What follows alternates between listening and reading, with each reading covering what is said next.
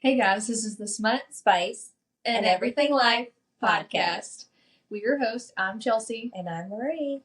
And today we are reviewing Onyx Storm, the third book in the Empyrean series. The most heartbreaking book in the Empyrean series. I think I've created a monster in fantasy, y'all. 100%. We are twinning today. Cups and all. She got a little happy. She got a happy from me. Best gift I ever received. With her iced coffee addiction. I'm not denying it. So, I rate this book a 4.5. Okay. It's only because it's hard for me to follow fantasy because I'm an idiot. And throughout like the first half of the book, I'm just like, what are we doing? Why are we going here? I'm along for the ride, but I don't know why we're doing what we're doing. I barely know what we're doing. Well, I feel like we crammed, and I think life got in the way of really concentrating on this book. It did. I remember the events that happened, but to give you the details or to tell you why they did what they did, I'm a little lost. But yes, I enjoyed it, even though I was a little lost. And I did understand more at the end. Spice? Like a 2. Okay. My ratings are right there with you. 4.5 and a 2 on a Spice. I don't think this is like a 5-star, oh my gosh, you have to read it. Oh my gosh, you have to read the whole series. Yeah. And continue with it. Yeah. If you're willing to go down that rabbit hole, or if you were smart, because I should have been smarter, and I should have waited for all 5 books to be out before I dove into the series. This is your fault, I'm just saying. It is, because I thought it was supposed to be a trilogy, which is a 3-book series. But then, after I already committed, I realized, oh no, she's extended it to 2 more books. These books are a commitment. They are long. They are detailed. Lots of detail, which I'm sure Flame, I felt like had too much unnecessary detail. Yeah. And Onyx Storm, I felt like didn't have enough. I felt like it could have been longer or more explanation, because there's so much detail and you feel like you need to know every bit of it. I would say out of the 3, like, Fourth Wing was my favorite. Oh, absolutely. Absolutely. But to know this is about my man, it has my heart too. To be about him, there's really not much about him. Yeah. I wish that Rebecca had put this one in his point of view. Same. I know I'm going to skip here, but the chapter in his point of view. You're already skipping. We haven't even started. I just have something to say. Okay. Like the chat, and we listened to this on audiobook and I read it, but the chapter in Zayden's point of view, that man's voice is just. Can they like collaborate? Can he just say his lines throughout? I could read the whole book from his point of view. Just listen to his voice. I'm not sure if it's that guy from Instagram that narrates him or not, but dang. I don't know. I don't know either. But I agree. I like his voice. So overall, you enjoyed the book. Yeah, if you consider the ending breaking my heart, enjoying it. Yeah, I did. Okay. Thanks, by the way. I used to not cry when I read books. And ever since I was like, I don't cry reading books, I've cried, 4 books now. I get more invested in fantasy characters. Hello, our friend is here. By the way, we have friends today. I hear you good. Yes, we hear you good. We were just discussing how we enjoyed the book. We're just doing a brief kind of what we enjoyed, what we rated, and all that stuff. We haven't went into the reviewing of the book yet. We were just fixing to start. But I love you it. need to introduce. This is Carolyn. Hi. Fantasy lover. Yes, long time. She was standing in line at 12 a.m. the night Deathly Hallows was released. Yes. I'm so glad you brought that up because I also was in the Harry Potter era when it was coming out. Books were being, out. So I understand the fandom when it comes to this book. And I don't feel like there's been another book since Harry Potter that has gotten people out there willing to buy a book. Twilight, I don't feel was as big. The Twilight movies were, but the Twilight books were not. 50 Shades of Grey, those books weren't even like, I guess they were taboo at the time, but why does it celebrate every time? Anyways. Celebrate! I don't even feel like those were. I don't think they were either. I've heard Rebecca Yarros saying that they haven't seen this kind of reception of books and sales in books since Harry Potter.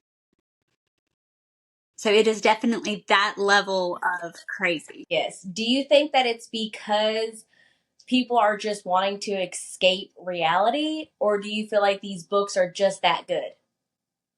I definitely think it's both. I think anytime there's a need to escape, we turn to fantasy. That's the reason fantasy exists, right? So we don't have to think about what's going on in our world.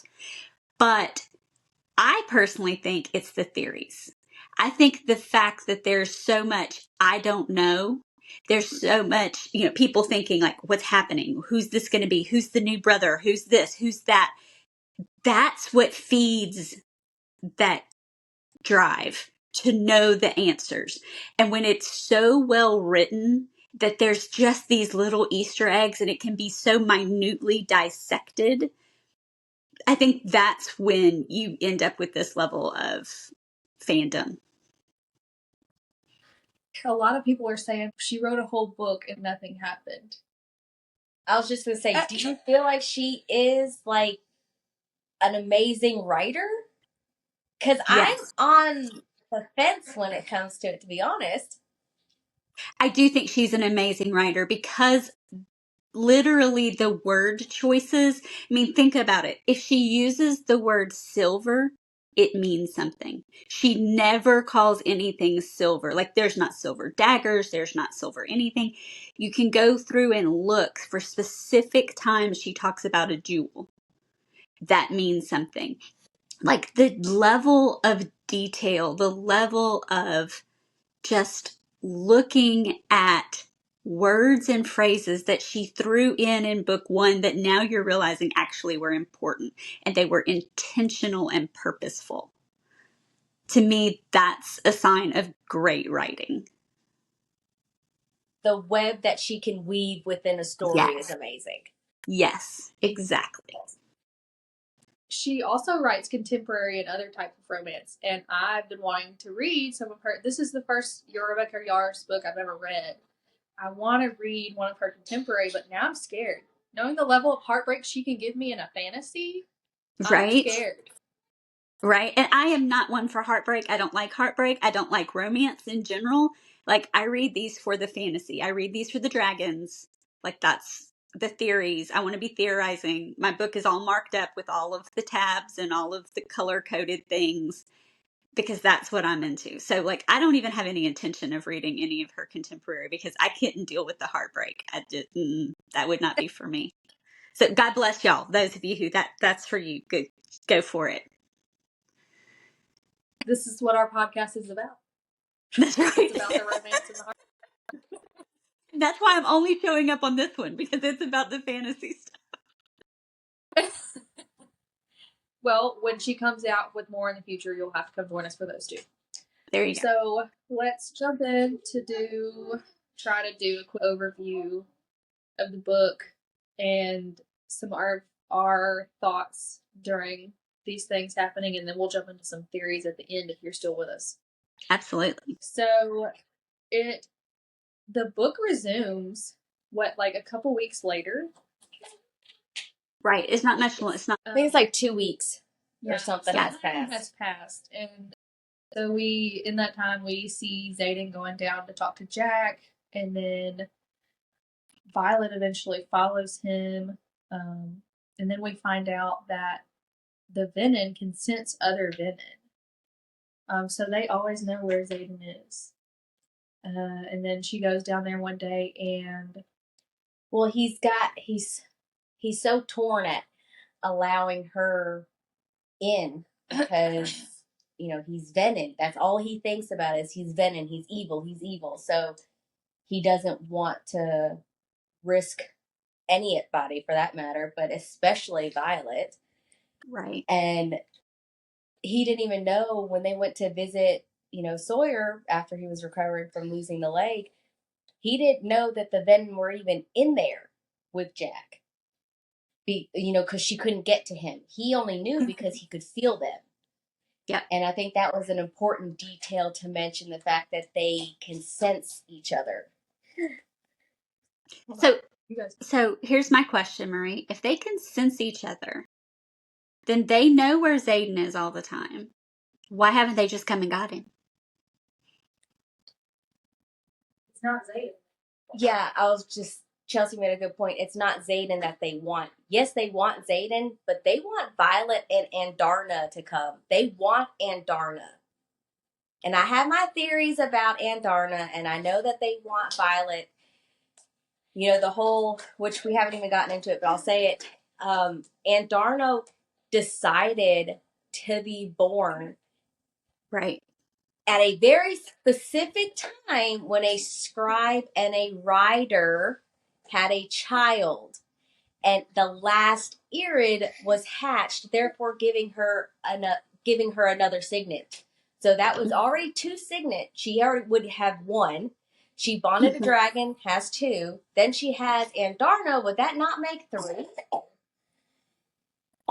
The potential for a 3rd signet, because she already was going to have a signet because Andarna was born at the same time a writer and a scribe had a child. See, I didn't So think she was that already guaranteed a signet just from that. I didn't think that would have guaranteed her a signet. I didn't think that would give her a signet. So I thought the only It says reason it she in would there. have two. It does? Okay. See, I missed that one. That's a good catch. So then that does sound like a It's 3rd. in. So that's what I'm thinking, that there's a possibility for her to have an untold amount of power, especially in the sense that the Irids, the dragons that Andarna is from, the line, they even said, we are magic. Exactly. That's what I was going to go with. That much more. Exactly. And we've only seen just a small fraction of her power, according to RY. Yes, and not good. Even just Rebecca, but the Theophany said it. She said, you haven't even begun to realize the power that you have. Right.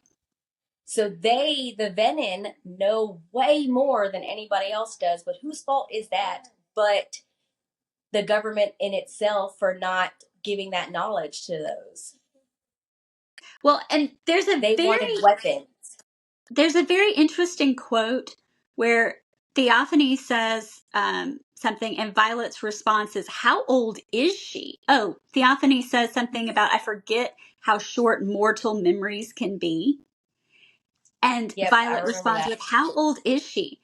So then that makes you wonder, do they know all of this because they've lived 600 years? My theory is that they have been here since the first war and have been biding their time trying to get past these wards and get people into infiltrate the within the walls, which we know now is successful. And I think they bid their time until Violet or, somebody with Violet's power emerged, and then it hit the fan.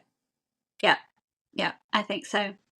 It's interesting to see how that's going to continue forward. I'm anticipating being very upset in the 4th book. Same. Because I still feel like there is going to be a lot of unanswered questions in the 4th book.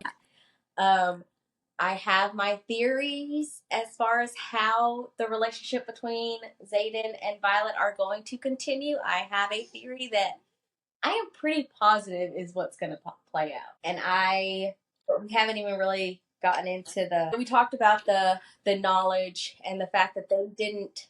I feel like the War College wanted weapons. They didn't want them to really have the full potential of their power.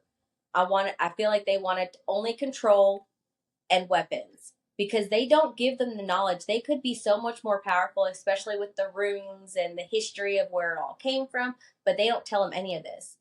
Mira, I feel like Mira could be one of the more powerful ones because of her signet, but because she wasn't taught about her signet, because she already has become more powerful when she starts learning about runes and how to adapt her abilities.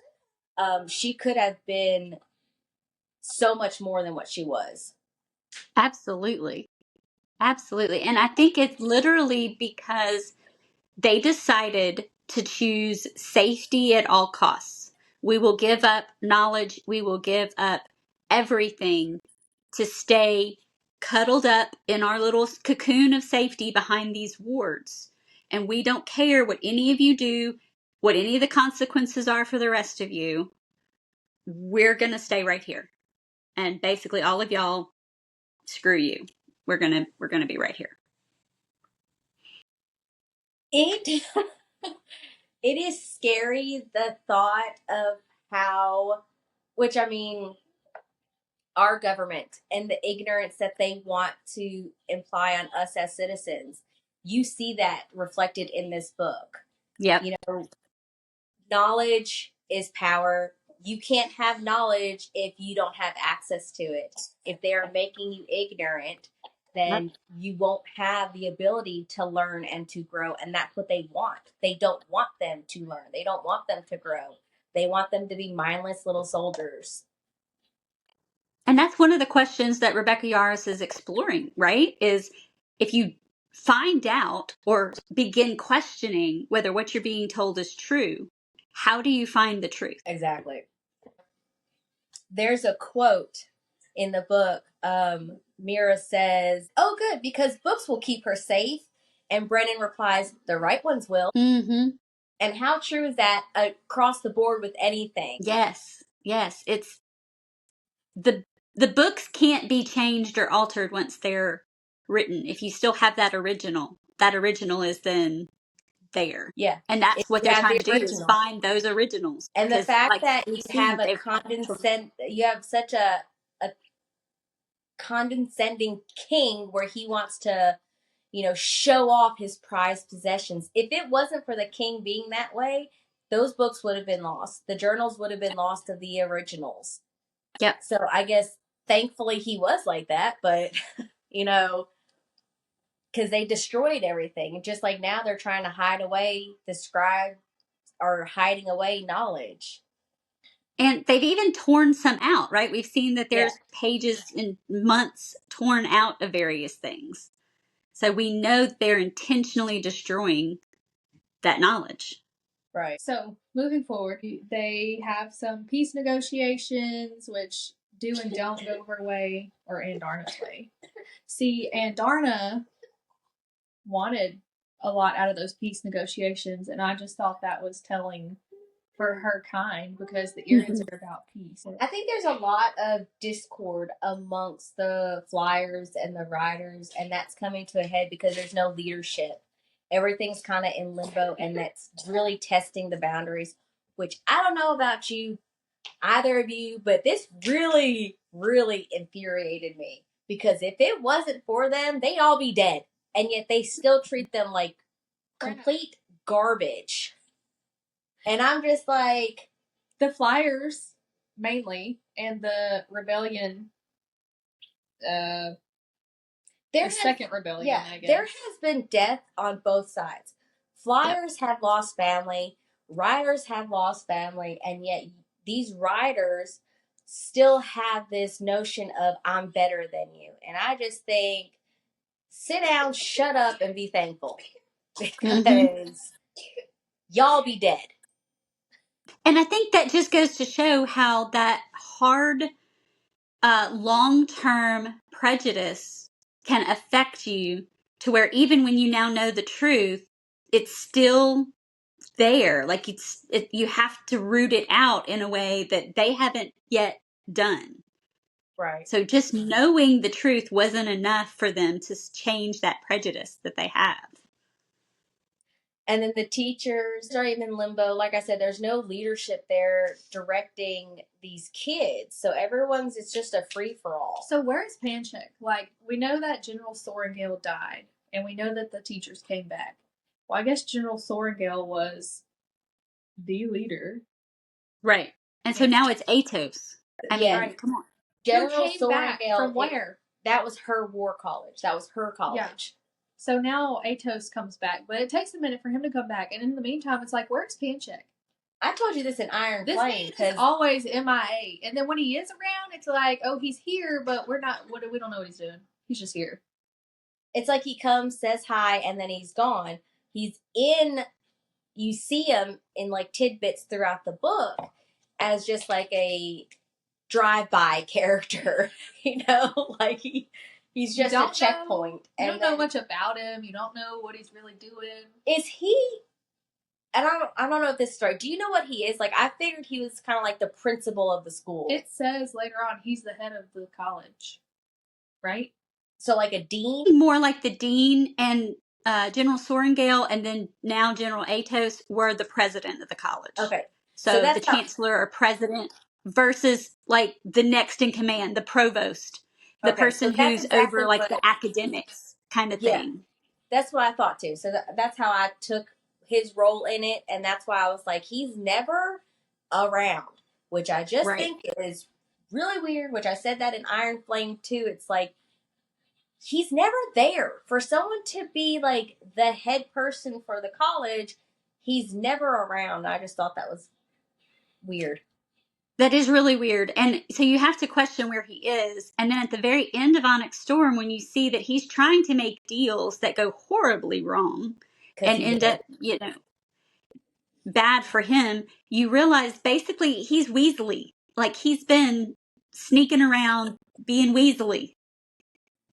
We just don't know the depth of his Weasleyness. I feel like he is one of those characters, people that want more than he is capable of achieving, and he wants the easy way out. He doesn't have the mind to apply and achieve higher. So he wants to go an easy way out. And because he has no mind and he is ignorant, he does it the worst possible way. Xaden comes back and is now, because Atos sends Xaden and Garrick away saying, you have no purpose here anymore. You need to leave. And Xaden comes back as a professor and he goes, when he says, oh, something about him being an asshole. You're an asshole. And then he goes, and I can say that. That's not against Codex. I've looked. I looked that up. I've checked. It's not against the code of conduct to insult you. I was like, yes. I love him. But Atos reminds me so much, going back to that Harry Potter reference, of that Dolores Umbridge character. It's like, it will become against Codex. Like, the next book, that's now going to be against Codex. There will be a little epitaph that says, amendment to the Codex. That is such an accurate description. They are married now, so you can't say that they can't see each other. That's right. Dude. But I feel like we won't see him anyway. Okay, she's got a theory. Chelsea has a theory that Atos is a traitor. I disagree, but what do you feel? You agree? Oh, 100%. I disagree with both of you. I don't think he's a traitor. Lay it out for us, Marie. My thoughts on this is I feel like he is so, brainwashed. Like he is so invested in this lie that he is willing to risk everything and anything to put back the way it was, to make everybody ignorant, but he wants to be in charge of everything. I don't think he's a traitor. I just think that he wants to be the one to control and everyone to be ignorant and fall in line. But I don't know that our theories are mutually exclusive, because I think he's so power hungry, he would do anything. And if that included being a traitor, like, I don't think his intention or his goal is treachery. I think it's, I'm so power hungry and want to be in charge. And like you said, want everything to go back and those bad people over there to go back behind the ward so that we can be safe and go back to doing our own little thing over here with me now in charge. That he's willing to do anything, even form alliances with people he shouldn't, to get them back over on the other side. If he does become a traitor, I don't think it's going to happen until the end. I don't think it's going to happen until the very end. Right now, I do not think he's a traitor. I don't think it's going to happen. And if it does, I mean, you make a very good point. If that was to happen, I don't think it would be until the very end where he makes that split decision to try to get everything fixed. Right. I mean, you have to remember, we're in a 5-book series. We're just finishing book 3. Ugh, so in terms of like that typical 3-act structure of a book, we just now are finding all the players out. We just now see the true depth of the conflict. We're just now at the, oh my God, what's happening moment. I feel like we've just learned so much about Venom other than they exist and they, have all this power. Yeah. I think the next book is gonna be focused more on the Venom side. At least I'm hoping that it's gonna be more focused on Xaden and what he's gonna go through. And I think we're gonna find, or I'm hoping we'll learn more information about the Venom and the inner workings of that. Because I don't feel like we have.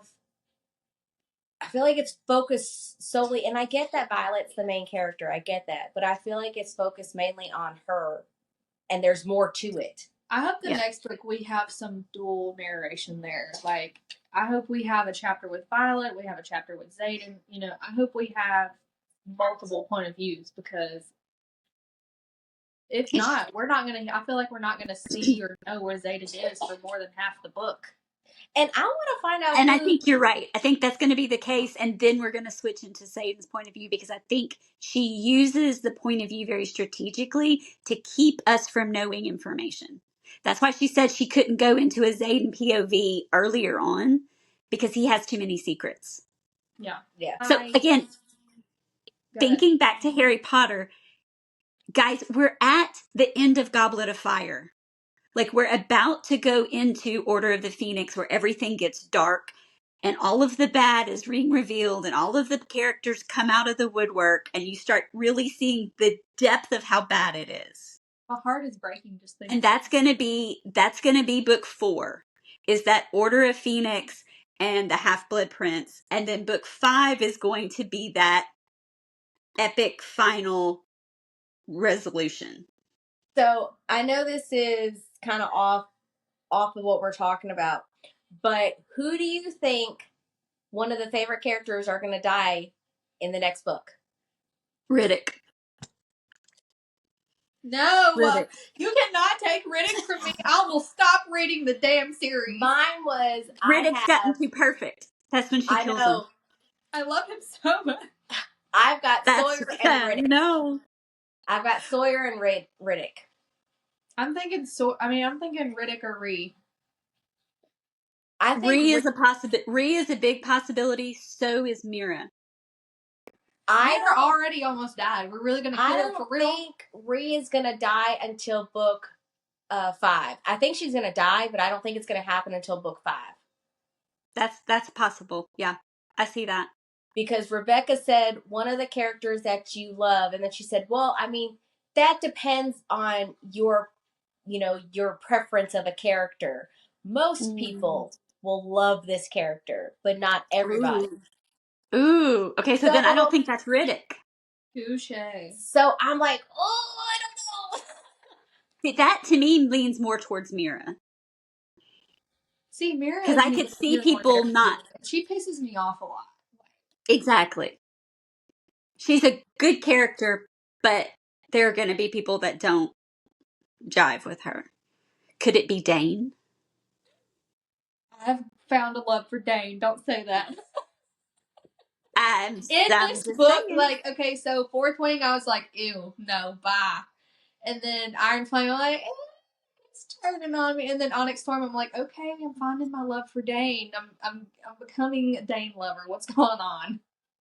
Not that I want him to be with Violet, but I've found a soft spot for him.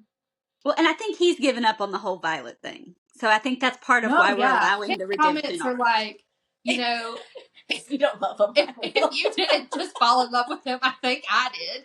I know. And he says something else, and I mean, in this book about, or maybe it was at the end of Iron Flame, I don't know, but I was like, are you a little bi? Like, do you maybe have a crush on Xaden too?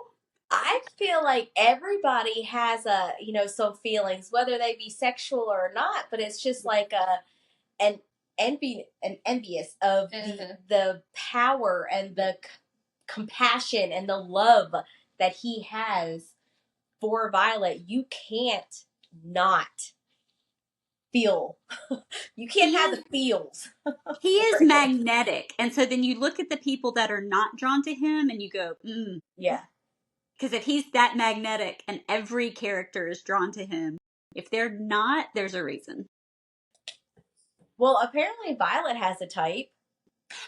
Yeah. A knowing type.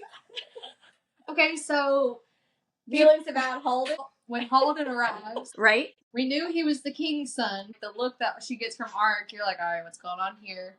Yeah. And then we find out that she dated him. Then you're like, okay, that's cool. Then is it before that or after that Xaden gets his title of Duke? I didn't see that, by the way. I didn't see the appeal to Holden for Violet. I don't see it at all. I don't know if maybe it's because she was sheltered, because she was sick all the time. So Holden was like just this magnetic person, like this bigger than life person for her, that it drew her to him. Because I'm very confused by that whole thing, to be honest. Like, okay, so I'm just thinking back about my stupid 18, 19-year-old self, because you have to remember she's 20 when the books start and she falls in love with Xaden. So she would have had to been like 18. We're talking she says first she was love. 18 when she says she was 18 when she dated him. She says she was 18. Yeah. So I'm thinking about my 18-year-old self, and good looks would have gone a lot of way to cover up some bad character defects. Agree. Well, she said that he was cute, but even so, like, I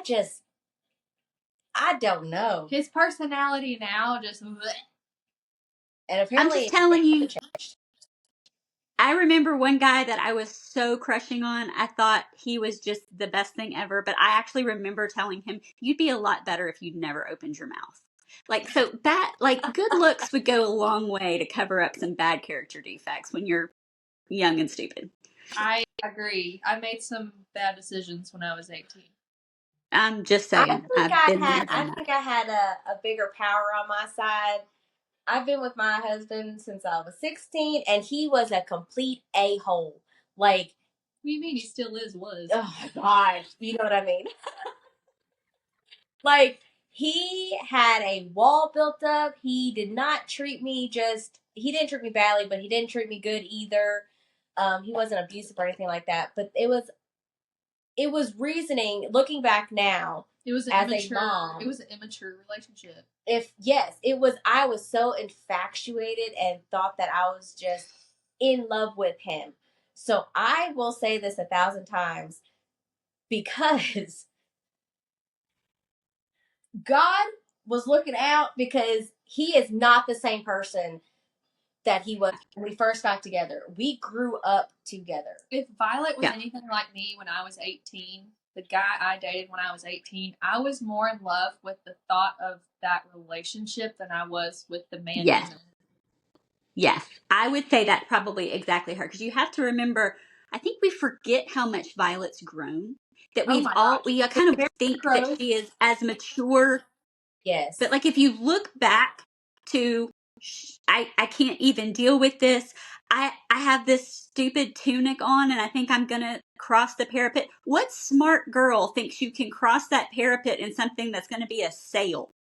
But like she just has these blind spots and now she doesn't. So I think we forget how much she's grown in these 3 books. I think she went from being book smart to street smart. Yes. Yes. And speaking as that book smart girl, we do some stupid stuff. I mean, yes. Book smarts get you a long way, but they will fail you in some areas. They will fail you quick, especially when it comes to love and romance. Touche. How smart, and again, book smart and street smart combined when she decided to manipulate the wards. That took book smart and street smart. Okay, I'm do this. That took balls. She knew she was committing treason and she did it. Anyway, she's like, fuck it. She's like, I'm going to do this, but I've got to do it at a certain time. And I need to make sure that he has signed the treaty before I say and admit to anything. And she's like, did you sign it? And he's like, yeah. And she's like, then I'm confident. I'm fully confident. I loved that scene where that was a great scene. Zayden's on the panel and he's like, what the hell have you done? What are you doing? And you brilliant. I don't know. He's like, if I didn't fucking love you before, I definitely fucking love you now. And how pissed was Atos? I just think that was so screwed up of him to retaliate by sending just Ree's squad to do, out there at the front lines. Every second, I think I have it, to serve 2 days. It's so classic Atos, though. He's the one that tried to get them all killed by sending them to Athby. I was about to say, he was trying to get them killed. That was his end goal, was to have at least some of them killed. Yeah, I know. But he's not brave enough to do it himself. And he's very similar to Varys. He's not as vile, but he's another one like Varys. If he can kill you with or without reason. And then to turn your back on your son. He's not going to do it himself. No, if he can trick you into it. Yeah. And then to turn your back, I felt for Dane because he lost everybody that was under his leadership. Everyone lost respect for him. Then he's trying to redeem himself and they still don't have trust for him. So he is in this limbo state of not belonging. And I felt so bad for him. It's like, he's trying, y'all. Like, give him a cookie or something. Like, give him a break. Was it Riddick's all like, so Dane just cool with not following the rules now? Or anybody just gonna say anything about that? What? So what were your feelings about her dreams? Like the dreams, she's been having dreams of the Venom, of the guy. She hasn't really associated that. She just associates it as a dream. And then she finally has her first real questionable dream when it comes to Cat and the burning of the portrait and saying, you're going to be queen of Tyrandor. So, what was y'all's thoughts when you first read that? I said last book that she was a dream walker. I've always thought there was something up with the dreams, whether it was the stage wasn't dead, which he wasn't, or she had a signet of dream walking. I didn't say that, but I had kind of thought it, and then I was like, well, I feel like it's more like the sage isn't dead and he's in her dreams. More than she had a signet of dream walking, but I agree. I was like, there's something up with the dreams. She's going into other people's dreams. Like, it was like, there's an old saying in writing that you don't put the gun on the shelf in Act 1 if you don't plan on using it in Act 2. And so, why is Rebecca Yarros pointing out that she's going and having these dreams? That's going to become significant. Who do you guys have?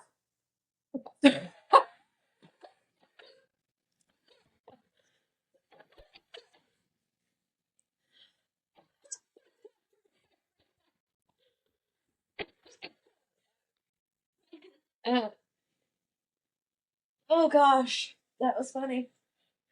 So, how do you feel about her dreams? Well, I felt like as soon as reading that, I was like, she is in someone else's dream. Oh, once I got into this book and she was in. When I first read that one about the portrait, she's like I don't know why I'm dreaming about this. Like, I was like, yeah, she's got to be a dream walker at this point. I do think she has 3 signets. I think she's got, obviously she's got lightning wielding. She's a dream walker, but I also feel like she can see people from the past, or she can see ghosts or something. Ah, we're back. And I'm back. Sorry, guys.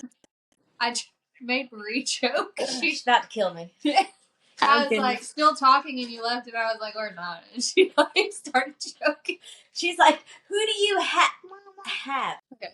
So I was just saying, I do think she has 3 signets. Like, obviously she's got the lightning wielding and the dream walking, but I still think she can see people from the past, or she can talk to ghosts. Like, I don't think that was a hallucination. Yeah, I'm leaning towards she can connect with someone alive or dead. Mm-hmm. And I think that's actually going to be... Because again, why would she put it in the book? Why would she put it in the book why would she give us that tidbit if it was going to become something later? I said this before when it came to her seeing Liam. Yeah. And I told Chelsea, I said, that's Liam. That's not Violet's figment of imagination. Everything about him was Liam.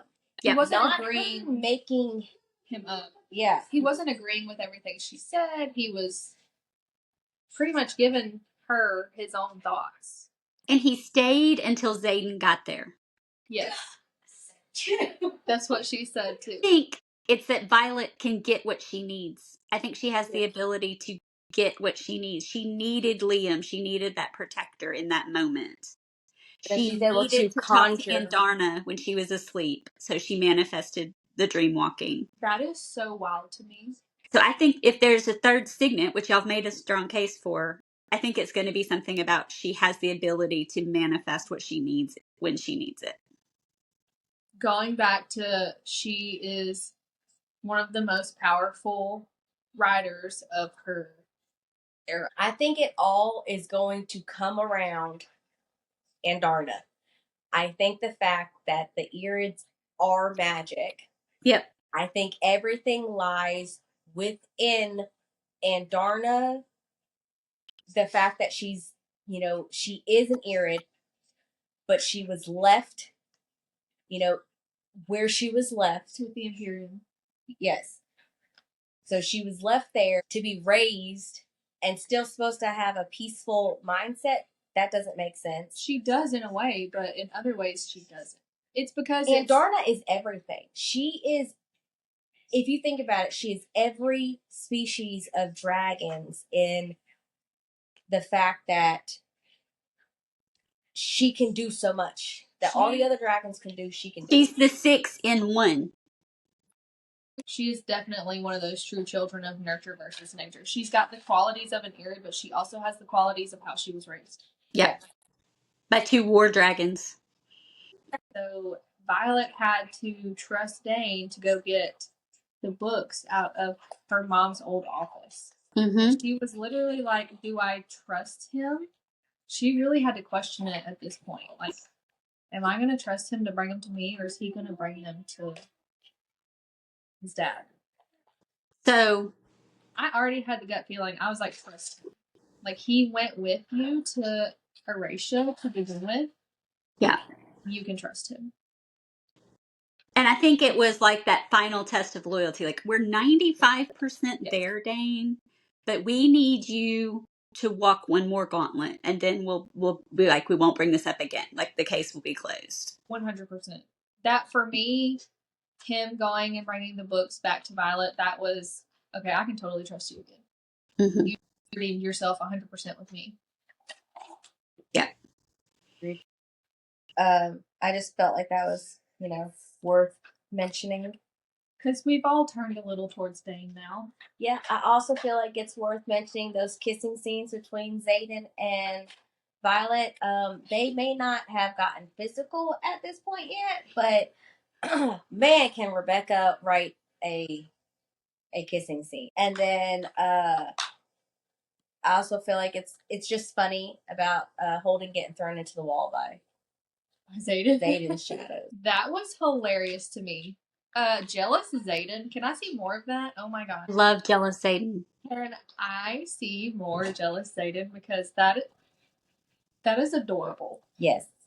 I love them. Yeah, this isn't the island season. This is the first one, and then that's when they later on realize that they can't go back and forth like this. Because this was a complete fail, but I'm not sure which one. Right. They go to Deverelli first. Is that the Like one Green's with no saying. magic? Yes, that's the one with no magic. That's the one where she sneaks off while they're while Halden's supposed to be yes. And Xaden is distracting like, the king so that they can go get Asher's books. Yes, that's the first one where they go get the book. And then they go back. Xaden is like a totally different person, and everyone's like, who is he? Exactly. And that's when you really get to see who Xaden would be like if his guards were down. Yeah. And he didn't feel like he needed to stay so guarded. It was honestly so beautiful to see him in such rare form. Yeah. I loved how funny he was. I loved how casually he talked. Especially when they were riding the horses and he looked at Dane or Violet. He's like, did you guys ride a lot when you were younger? And Dane was like, You're asking like about... you're asking about us together? I don't know where you are. We thought you disconnected. No, I'm here. Hi. We're just gonna go with it. Okay, that's fine. No, but I'll just be the random voice in the background. He's like, yeah, I'm asking. Do you understand? But they're like, yeah, we rode quite a bit when we were younger. I like how there is no magic, and then Xaden eyes her. There's no magic. Oh, I'm not going to lose control because there's no magic. And she's not getting it. Yeah, she's not getting it. She's like, what? And she's like, he just fucking smirked it. Like, what? All I kept thinking about.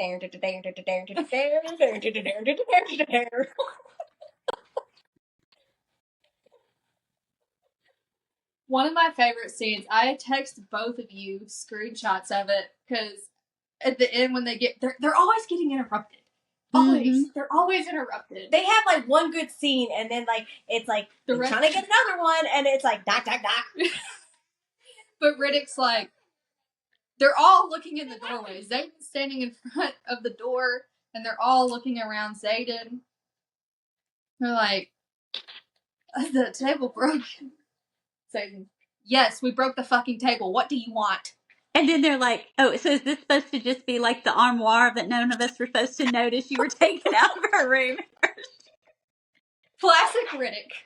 Classic. I feel like they need to invest in a carpenter that can make some durable furniture because they're not going to have much in the home if they live together. I know Kierendor house is made out of stone, so it can burn the lightning. They're fine when they're home. Maybe they need to have stone furniture too, right? This is like, I know we keep comparing them to Twilight and Harry Potter. That other book, yeah. Twilight, when Bella and Edward are both first vampires. Like, yes, Emmett and Rosalie, they tore down whole houses. Yeah. Let's skip ahead when they have the dinner. Well, they show up because Holden, Takaris comes and says, "Oh, King Horton is keeping Holden." Yeah. How pig-headed can you be to try to steal? I don't care if you're stealing it back or not. But to steal from another king when you're trying to make an alliance. You're an idiot. The Panthers freaked me out because I was so disgusted when they lift the lid up and it's his his first guard's head, Anna, who was infatuated with him. Mm-hmm. And I'm just like, it's too far, Rebecca, too far. Too far.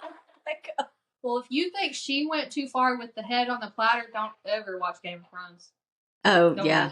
ever. I told you, I know about one scene in there, and I'm like, nope, I'm good. I'm not watching it. Game of Thrones. Whoa. But is this the first time, or is this the second time that it is mentioned that the sword is missing a gem? Second time. Is it the second time? I feel like It's not missing a gem at that point. No, it is. Yeah, when they first get it. Because she sees it and she's like, she notices it that it's missing, and that's how she knows that it's the sword of Tyrandor. So she won't let Xaden exchange for it. She's like, no, absolutely not. Because I thought the first the gem time was missing at this point. The gem missing is when it's on their nightstand. No. Mm-mm. She notices it was missing when they got it, I'm pretty sure. Okay. Had it always been missing? I thought it had. Okay. Mm-mm. See, I'm not sure. I'm not sure when he got it back, missing. she was like, oh, this is the sword of Tyrandor, but it's missing a gem. So maybe he got it. When he got it, he immediately took the gem to make the ring. Yes. Maybe.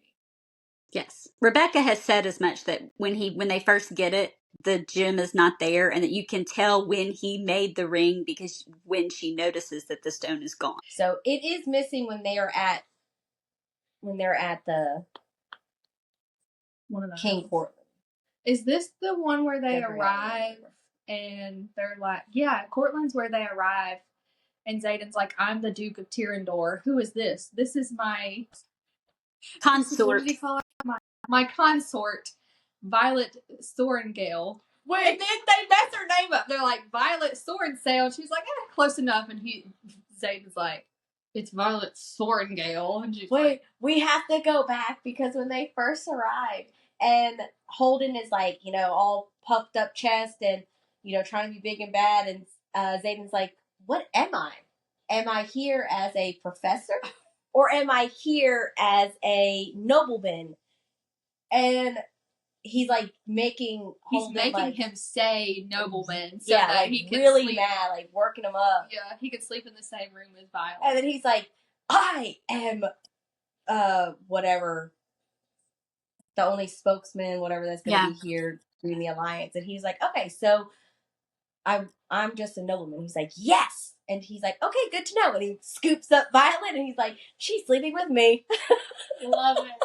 I love it. Oh, anyways, I love that. So I just needed to mention that. We can skip that. I just didn't understand their need to, save Holden. I was like, just let that ass just be. I was like, leave him there. Leave him there. Same. I was like, you ain't missing much.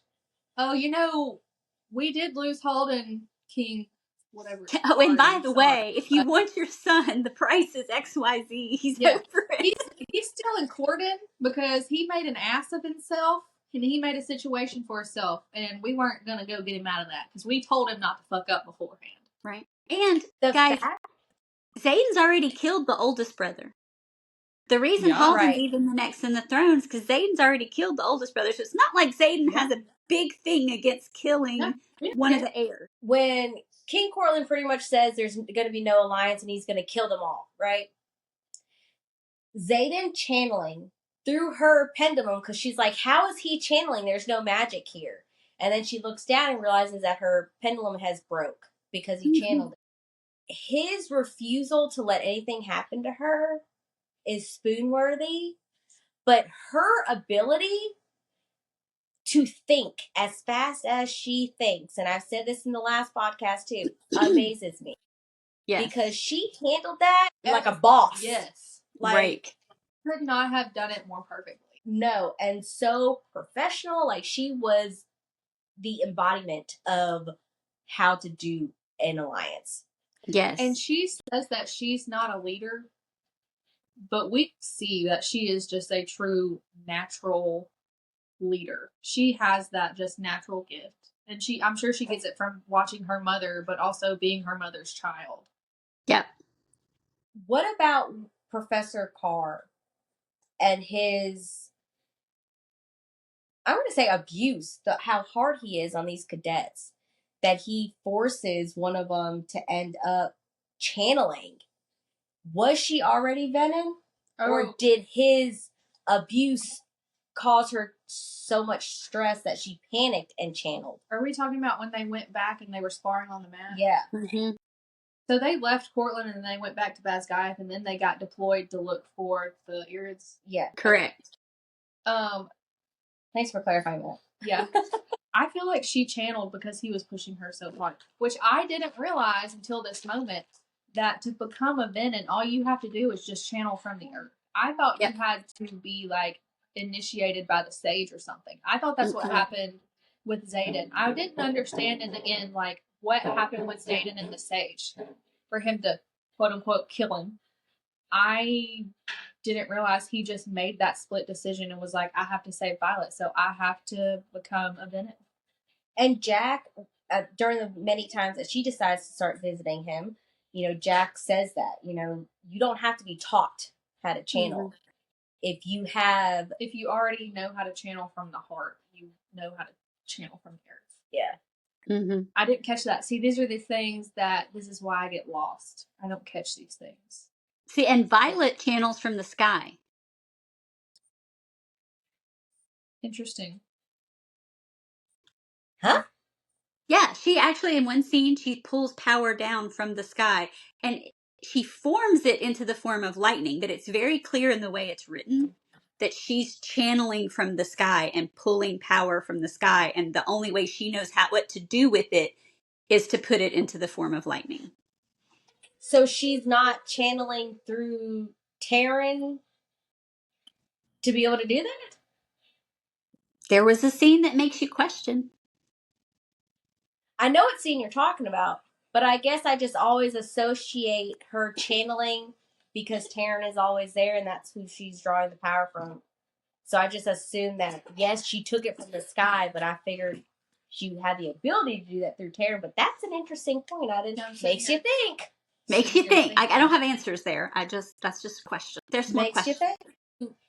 About Professor Carr, do you think that cadet was already a Venom, or do you think that he pushed her to become one? Or not really pushed her to become one, but because of his abuse? I think he pushed her too far. And I don't even know if she realized she was doing it. In my opinion, she's just so desperate for power and to do what he's telling her to do that, like, it just happens. And then she's like, oh, crap. Yeah. She was trying to basically manifest her signet, and by trying to manifest her own signet, she channeled from the earth indirectly, like accidentally. Yes. Yeah. That's what I think. That's what I thought too. Like, that's how I felt about it too. So they're officially back now. They're trying to regroup and figure out what their next steps are. And, Violet just puts her foot down. She's like, this is going to be my squad. And I want this person, this person, this person. And it's not negotiable. This is what it's going to be. And then Ark's like, I want to join. And Holden's like, you've been here the whole time? And he's like, yeah, and there's no need for you anymore, so you can go. Because I'll be stepping in from now on. He's officially on the team, I guess you can say. Mm-hmm. And Mira comes back after her leave, and you find out that she's visited this long-lost grandmother that you know nothing about up until this point. Or knew that her grandmothers were even alive? Or that she had, like... Or they had any family. No, knew nothing. I'm about sick of these mystery family members popping up out of nowhere, resurfacing, being resurrected out of nowhere. Mm-hmm. I feel like there is something to do with the grandmother. I feel like she has a lot of answers, and Mira is very sketchy about not revealing what was discussed, only that Violet needs to go and visit her. Yeah. So I definitely feel like there's something to do with the grandmother. The grandmother knows something. And I feel like we'll find more out about that. Yes. I want to, while we're talking about this and then picking that new squad, we have to talk about that quote where it says, you have one chance to form your own squad. Yes. And you choose your ex, your current lover, the quadrant's resident smartass, 2 people who've tried to kill you in the past year, 1 over said lover, and whatever Dane is. And then Terry's like, I'm glad someone said it. Glad someone. No. Terry killed Best me. line. Like, I'm glad someone That said has it. to go in the best lines category right there. It Her picking her It is one of the best, and I feel like out of that chapter too, there's so many good ones. Oh yeah, there's so many good ones. 11, Violet says, and you. And then she goes, it's not my finest comeback.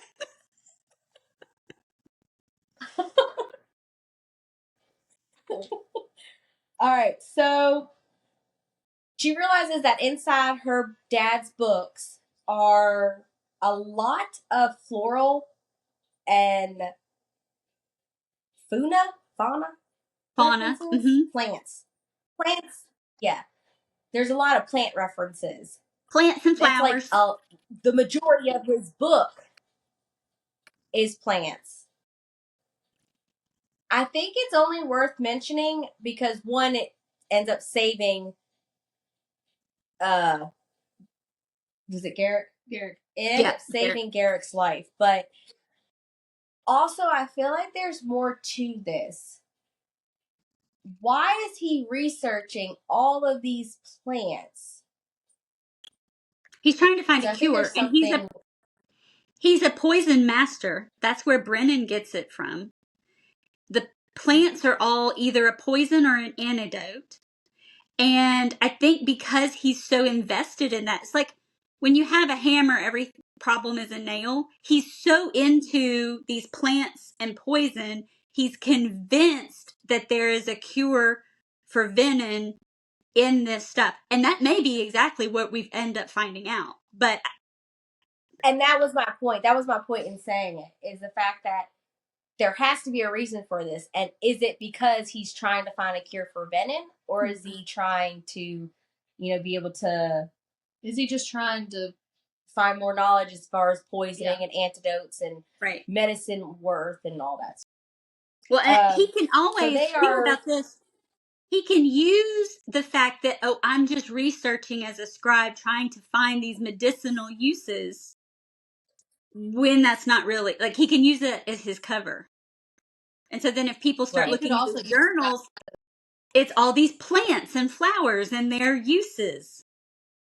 And it becomes a good cover. And 2, he has a chronically ill child with some rare disease that they don't know what it is. Yeah. So I'm glad that you mentioned the fact that she was sick. She was sick because of the fever that she got when she was younger. So then her body she never healed. Yeah. I guess. Like, she was always weakened. My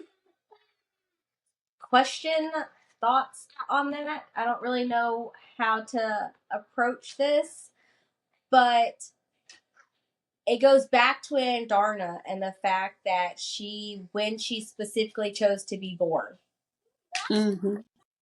could Violet's health be associated with that? Because she came from a scribe and a writer and Andarna.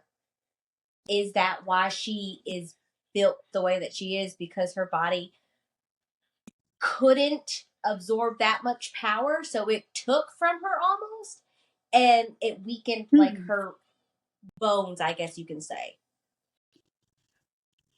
I thought you make a good point. That's a good argument. That's really deep. That's really deep. But I also just want to throw out there, is it kind of ironic that Violet has this muscle and bone disease or whatever, but Andarna is also missing her muscles for her wings, so she doesn't fly appropriately. They're both kind of weak in a sense. Like, I don't feel like there's a reasoning for them both. I just feel like it was more of a Rebecca putting a connection between the two, like the chronic pain and then Darna giving up so much of herself for Violet. So they're both kind of disabled in a way. That's how I take on it. But, I mean, who knows?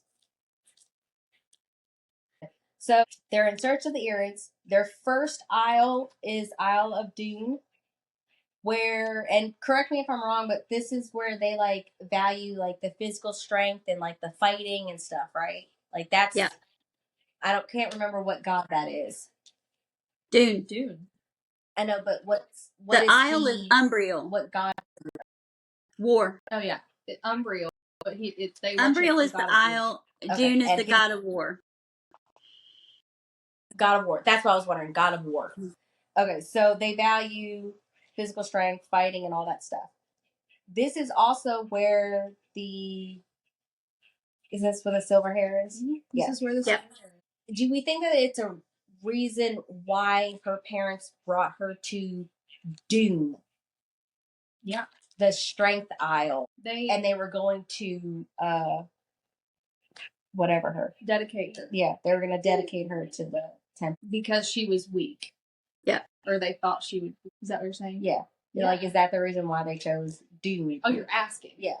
Yeah. Yeah. I think it is the reason why they chose. Yeah. But then they didn't accept her. They didn't finish because they couldn't see her choice of the future. Yeah. Because the one whose heart beats for her. Do you think the queen, I mean, obviously the queen misjudged her, but do you think that she... I just realized he has no diaper on. Yeah, he pulled it off. I just see a little wee bobbing. I'm like, oh, he's naked. Yeah, you did that. Hi. So she chooses Dane and Violet to fight. Yeah. Of all of the people there, the queen chooses Dane and Violet. Obviously because she sees Violet as no threat and an easy win. But why choose Dane? I think she explained why, didn't she? Didn't she If say? she did, I don't remember. I feel like she said it was an unfair fight or something, so she had to put... Okay, so the priestess is talking, and she says, see, characters revealed in bloodshed. And she looks at Kat. You're an outsider dressed differently than the others, yet your presence means they value you. Then her eyes snaps to Auric, and she tilts her head. You're the prince of your people, honorable yet foolish to think you could survive our finest. Do you not know what would happen to those pretty green eyes should you step foot on this battlefield? Then you are the smallest, she says to me dismissively. And then turns to Dane, which leaves you to fight our champion. In other words, she had reasons to rule out all of the ones but Dane. Gotcha. So do you think Arc's eyes are what gave him away, that she knew that he was the king's son?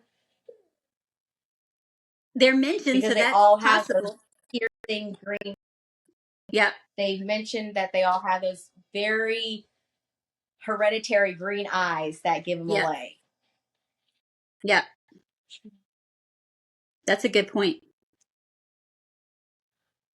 So Violet kicks some booty. Yes, she does. And takes that queen out. And the queen got snarky there. You know, she got a little too big-headed for herself when she was making those comments. And not only did Violet say Dane, but she took that queen out. Yes. When she threw that dagger, and I was like, dang, girl, look at you. Oh, you talked about that growth earlier, right there. She was one of the weakest fighters, if not the weakest fighters. And now she's taking out, you know, a queen dedicated to war. But who was trained? And the opponent, other opponent. But who is trained more than her?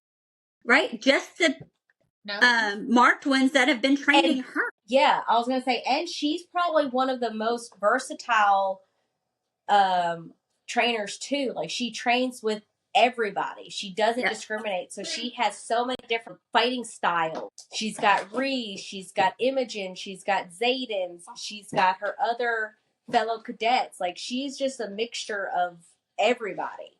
Yep. And so I think that means she thinks, she adapts and she thinks outside of the box. She's not like, this is what you do. Yeah. And I think Zayden mentions it in Fourth Wing, how he could physically see her mind working when they fought and how quickly she was judging, what her next steps was. He said he had never seen anybody think that fastly. Yeah. So I thought that was pretty cool. They won't, even after winning, they won't align themselves with them unless they bring dragons. Mm-hmm. And not just any dragons. I'm pretty sure they want 12 eggs. And eggs. Because the older dragons are too hard-headed and mean, set in their ways. And I want to mention the eggs and the dragons because my thoughts on it at the end, or I can just discuss it now, whichever y'all want. I know where you're going with this because there was missing eggs. Yes. But do we want to discuss it now or towards the end? Sure, go for it. What do you think? Go for it. Okay, so at the very end, she has no memory of the last 12 hours. Imogen wiped her memory. We know that Zayden seeked Violet out afterwards. I think that there's a plan. I think that Violet and Zayden came up with some sort of plan. I also think that because Taryn is not there. Taryn's not mentioned, like he's resting, he's recovering. So you have no knowledge of Taryn's thoughts. I think that Taryn and Sigale went and got those eggs. And I think those eggs are being sent to this queen of Dune. I think that the eggs are being brought to them so they have more, because they wanted the alliance with, of all places, the ones that right, God of War. They wanted Dune. So I think that the eggs are being sent there so they can have an alliance with them, because I think Zayden is trying to set her up in every possible way to win the war. Because he's like, I'm done.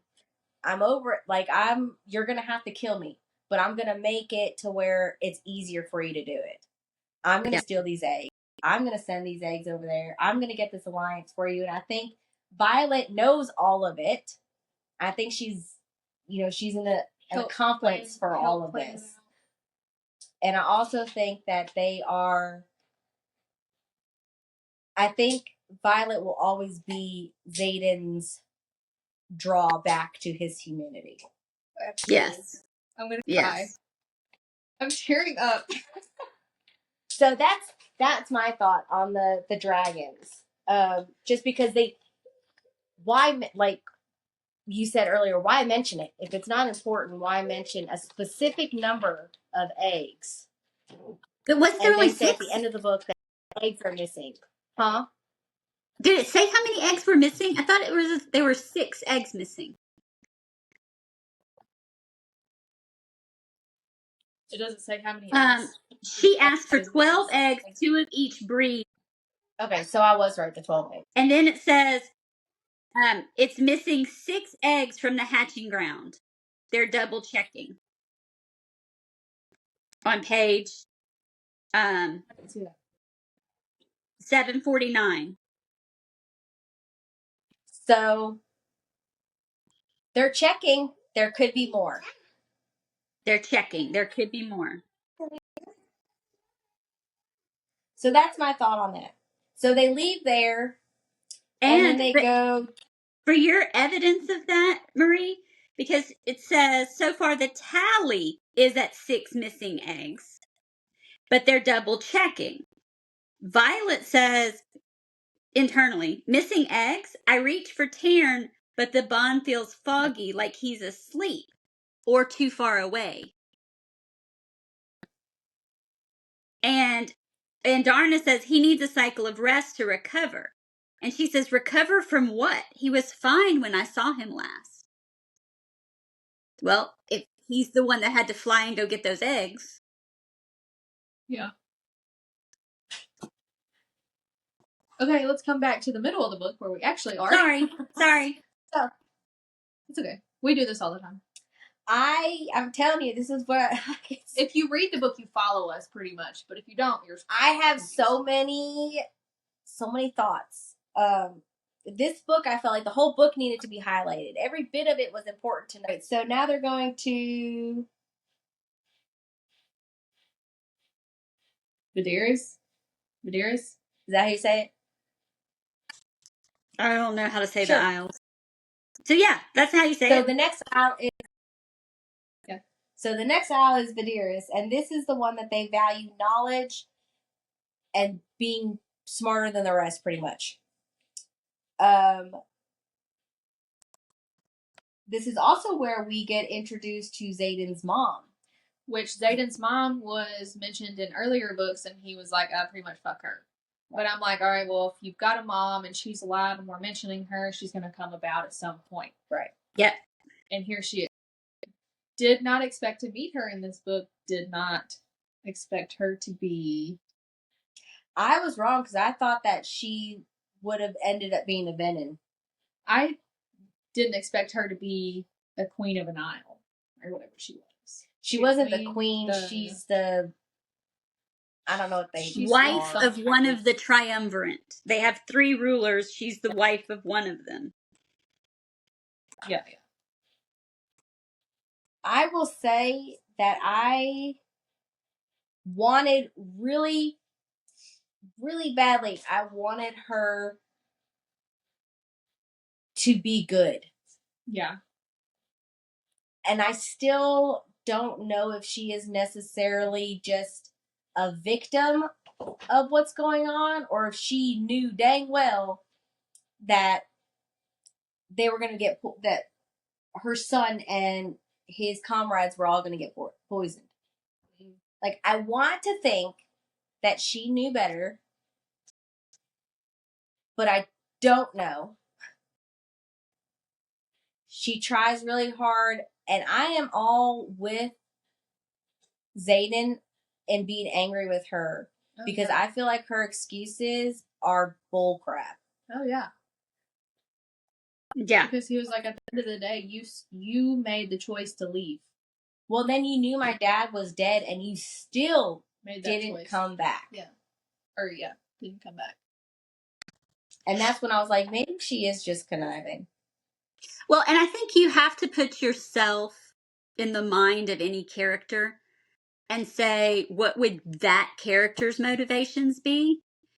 She was raised for that purpose. She was raised to be a princess. That's the whole point of the alliance. She went into it knowing that she was going to have to leave at the end of the 10 years, that it wasn't about love. She didn't go over there for love. She never loved this man. She did love her son, but she says, but you were the heir. She was raised to value that order of succession above her own desires. So do you think her desires, or how she portrays her desires, to be true?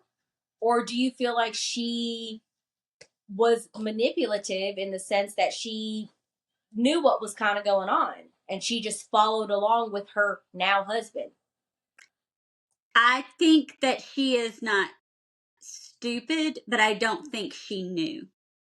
I think it was one of those, I'm going to willingly not look that way because I don't want to believe, because I do have to stay here. Because I don't think this is a marriage of love either. I don't think so either. I don't know. She is a pawn. I don't think that it's a marriage of that love. role. I don't think it's a marriage of love, but I do think that she is happily married in her mind. Like, I feel like this is her lifelong marriage. Tyler. This is the end marriage for her. Like, that was an early young marriage for finances, for alliance, or whatever, for gain. And I feel like this marriage is one that she maybe even was manipulated into feelings of. I mean, she's got 2 sons, which I props to my girl Violet, because she sends Andarna to watch them boys for like thinking ahead. Yes. She did so much thinking ahead in this chapter. It was unreal. She gives her the Aaron mint. Like, didn't even know they were going to be poisoned, but gives her the Aaron mint to put in their tea. Yeah. And then also brings the counteracting flat, whatever it was. Yeah. Because she knew when the mom was sending the boys away, there was danger. Something was up. And she knew that these people were conniving, and it was all about gameplay and chess pieces. And so that's why I think that Xaden's mom sees her husband playing chess and is just hoping and praying that her son will come out of it, but is not willing to intervene. Like, I don't think she knows what he's going to do. How did y'all feel about Ferris willing to sacrifice all of them for his pride? Because he refused to be outsmarted by Violet. How did I feel about it? I feel like he's an asshole and he don't care for anybody's life, not even his own. I secretly would have been like, well, I'll give the women the antidote, but I'm sorry, I'm freshly out. Right? Can we give Xaden a moment? Because when they're like, well, you could always have a contract marriage to Kat to, secure this alliance. And Xaden's like, okay, we can do a contract marriage. And Violet's like, really wish we had the fucking bond right now. What the hell? Mm-hmm. And then he's like, but you can put her name down as Violet Soaringale because that's the only woman I'll be marrying. 2 R's. Make that a lifetime contract. I love it. What about Garrick so excited about the cake he didn't eat the entire thing before Violet could stop him. And then I've got it written down here. Riddick. So they're trying to find out what they were poisoned with, so she could find an antidote. Yes, so she could find an antidote. And Riddick goes back there, and the chef throws the knife. Oh, yeah. Mm-hmm. And she freaks because she's like, I can't lose another one of my friends. I refuse. I'm not going to lose Riddick like I lost Liam. Like, I'm not going to do it, blah, blah, whatever.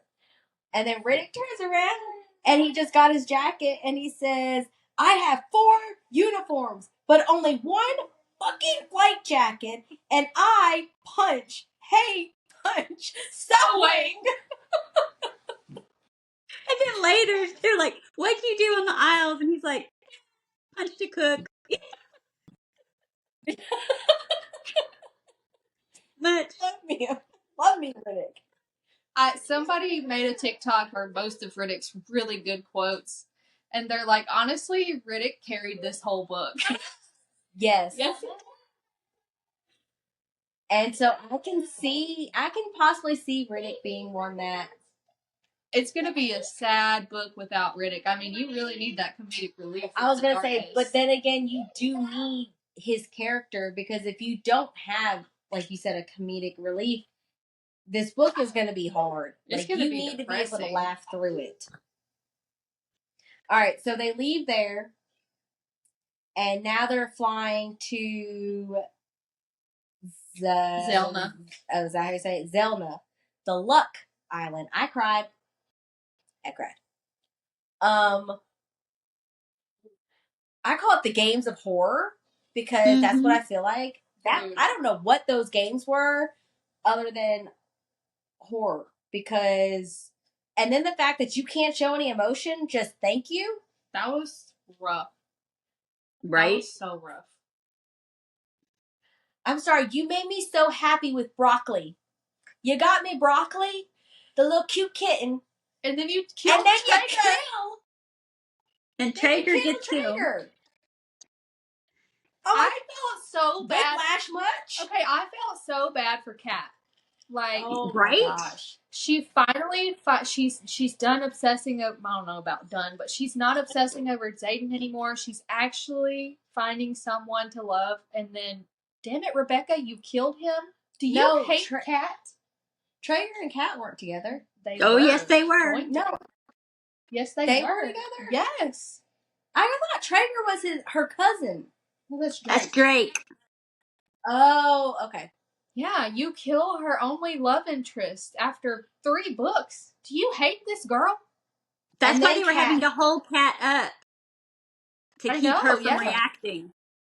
I just thought it was because it was the cousin, but it didn't make sense to me when I was reading it. I was like, am I missing something? You were missing. You were missing. But Kat goes to Violet, says, you can't take this from me. You can't blame this one on you. I asked him to come. Mm-hmm. I thought that was very big of her. I thought so too. I really didn't like Kat to begin with, but I do like her now. The Flyers bury their dead, right? They're dead, yeah. But she said, this island will have none of them. Mm-hmm. Ballin'. So they fly off course to these other islands, and they decide to burn them. And then the Prior's still not burnt all the way when they go to explore those other islands. Yeah, they split up. They split up to go to the other islands. Violet stays with the Fire and Andarna because she's sleeping. And that's when the Irids show up.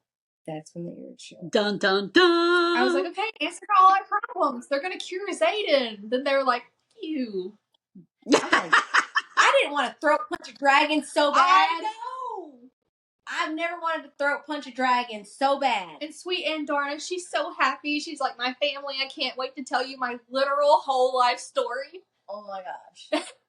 When I blinked in and out of my egg, oh my god, we're going to be here a while.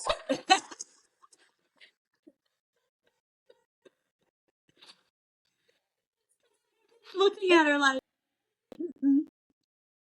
They're all like Violet's like mid-story, and they stop asking questions and they're just staring. So, did you have the question as why the other dragons don't speak? Just the ones that were. Well, I thought the 2 that were talking or whatever were. No. I'm saying why. Oh, to anyone but their riders. Yes. Why did they make that a rule?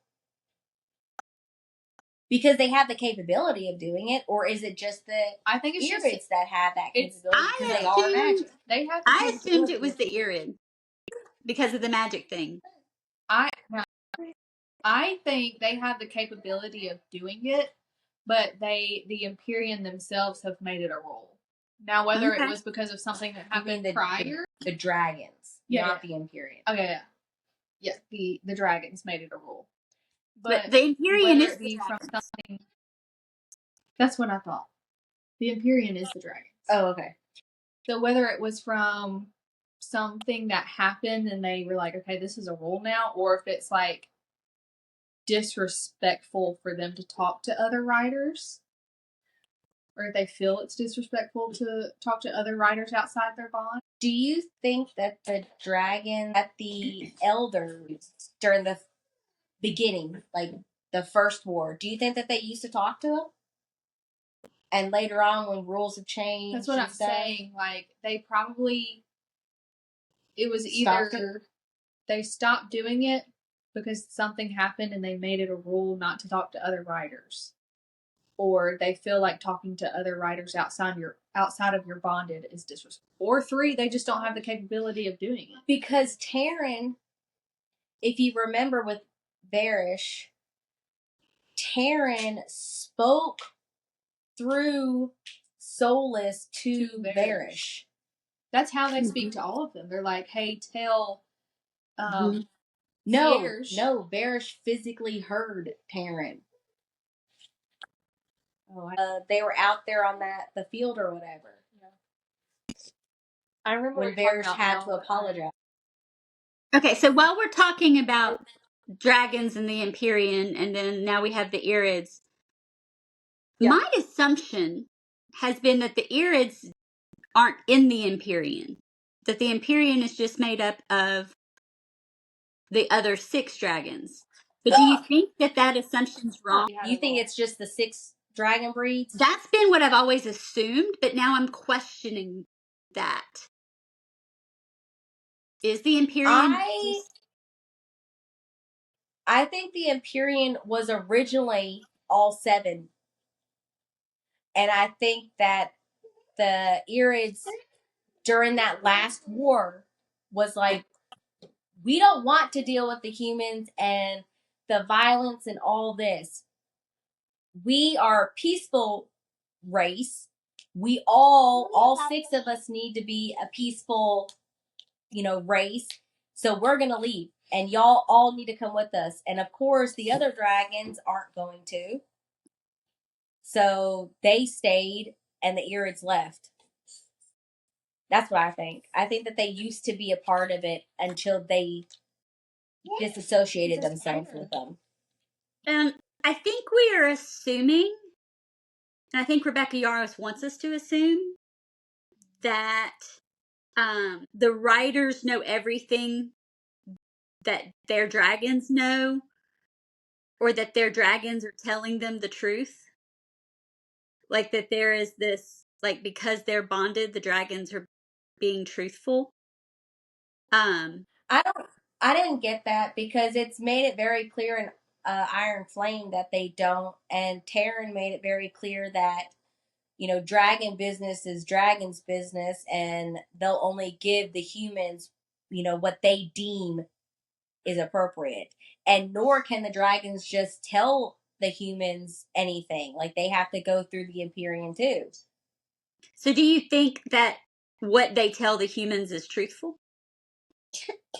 I honestly think it's selective truth. I was about to say, I think it's like Xaden. It's selective or half truths.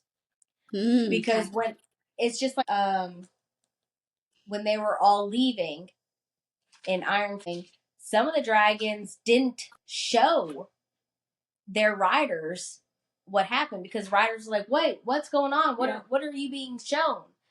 Because their dragons wouldn't show them, the attack and the wyvern and the venom and all that. I hope we find out why some of the dragons don't want their riders to know. Because Taryn said that there is a line drawn between the dragons. Also, some say that they don't need to associate themselves, and some of them say we are part of this.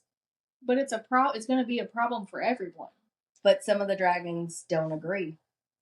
And I'm saying, why do they not agree? I don't know. That's my point. I think they're writers. We're up here in the Vale, and we're protect the Vale, and they won't come up here, and it'll be fine. I feel it's kind of like an. But we know the wards can fall. You're not always going to be safe. If you rely on these wards for the rest of your life, at some point you're going to. And maybe those dragons are the ones that are like, well, when that time comes, we're dragons. We'll fight then, for. Maybe so. So then my other question with this is, wouldn't they have known about the Irids, the dragons? Did they just choose to not say anything and let the humans find out on their own? Kind of seems that way, doesn't it? It does seem that way. Even though Taryn and Sigale seem to have known nothing about the Irids, or why would they have scoured the freaking continent? The elders knew what Andarna was. Yeah, because Taryn didn't. Yes. So the elders know the history, because Andarna said that she had discussed it with the elders. The elders knew what she was. But Taryn, and I'm guessing the other ones didn't. So only the elders knew what she was. So I guess the elders decided that knowledge wasn't granted for them either. Wasn't granted for the dragons either. Right. So I forgot about that. Okay, so sorry. It seems like the dragons are dealing just like with the humans. Yeah. What'd you say? I said, so we've met the Irids now. Yes. And now we have all these questions. they were of no help. And I was like, okay, I feel like we're going to see from them again because there was one or two lingering dragons that still wanted to talk to Andarna until they saw Xaden. Like, oh, you associate yourselves with Venin, which is when Riddick finds out that Xaden is Venin. Right. And he was so pissed at Violet. And he goes How off. did you feel about how the Irids treated Andarna? I feel like they were complete asses, and how can you expect her to be just like you when we were talking about earlier nurture versus nature? Right. Like, yeah, she's going to have your nature, but she's going to have grown up with their nurture. So she's going to have their qualities. Her pain hurt me. Right? Like, I felt really She was so depressed after that. It was so sad because her family didn't accept her. Yeah. She finally found the people that she was most like, where she was supposed to fit in, and they don't even accept her. Sad. And hold on, real quick. I'm sorry I interrupted you. What's new? The fact that they were just so upset that she changed her tail. Oh, I know. Oh, yeah. Like, how do you expect her to live? She's got to have some defense here. She did that because she wanted to be just like Taryn. And I thought that was the sweetest thing. And she wears her scales the color of Taryn because she looks up to him. I think that is just so heartwarming. And they were just like, your tail, how could you do that? And she's like, what do you mean? I just did it. She's like, it was my choice. I have a choice to do it. Like, she was so innocent. She didn't know that her tail wasn't supposed to change. Mm-hmm. So sad.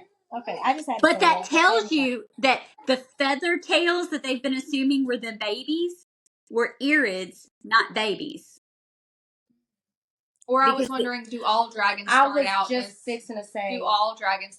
feather tails, or is it just the Irids? Because Taryn made a comment about her tail will change. Yeah, her tail will change. I feel like all dragons start out as feather tails. I do too.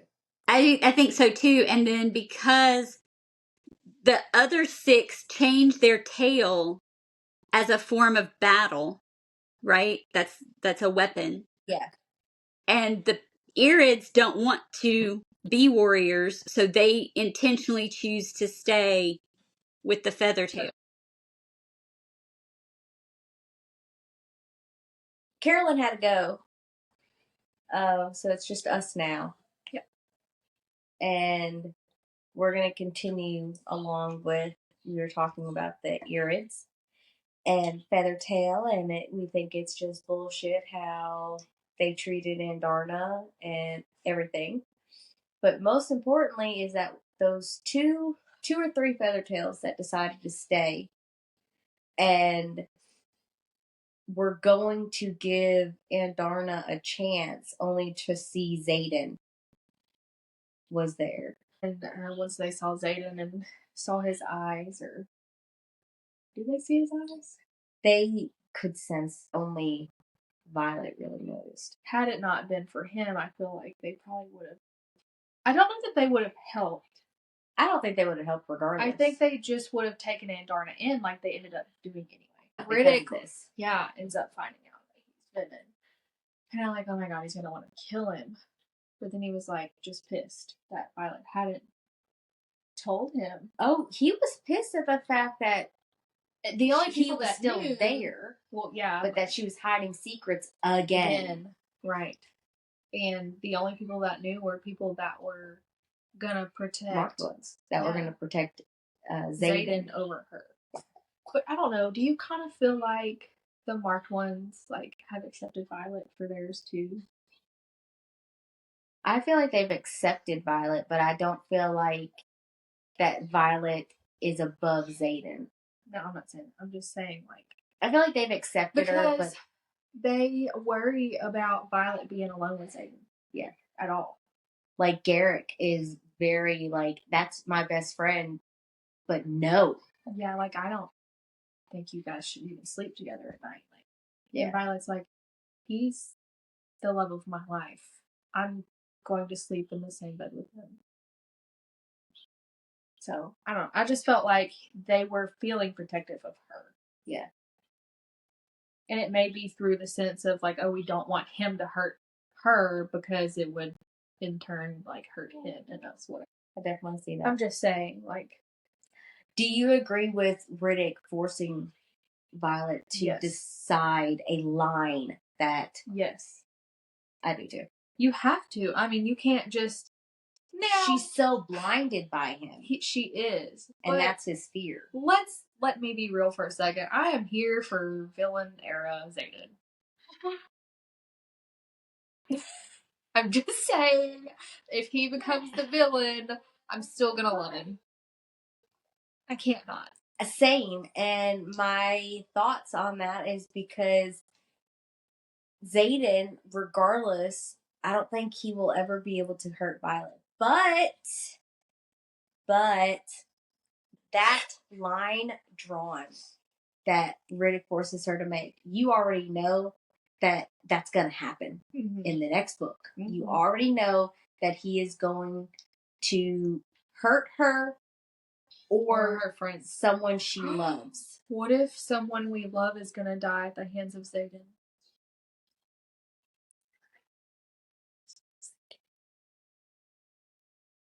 I might cry right now. And if it's Riddick, I think I'm going to be done. The book 5. Okay, I'm not finishing it. Rebecca said someone we love is going to die in the next book. Okay. And then she was very brushed over it. Saying yeah, she did it really specific. Yeah.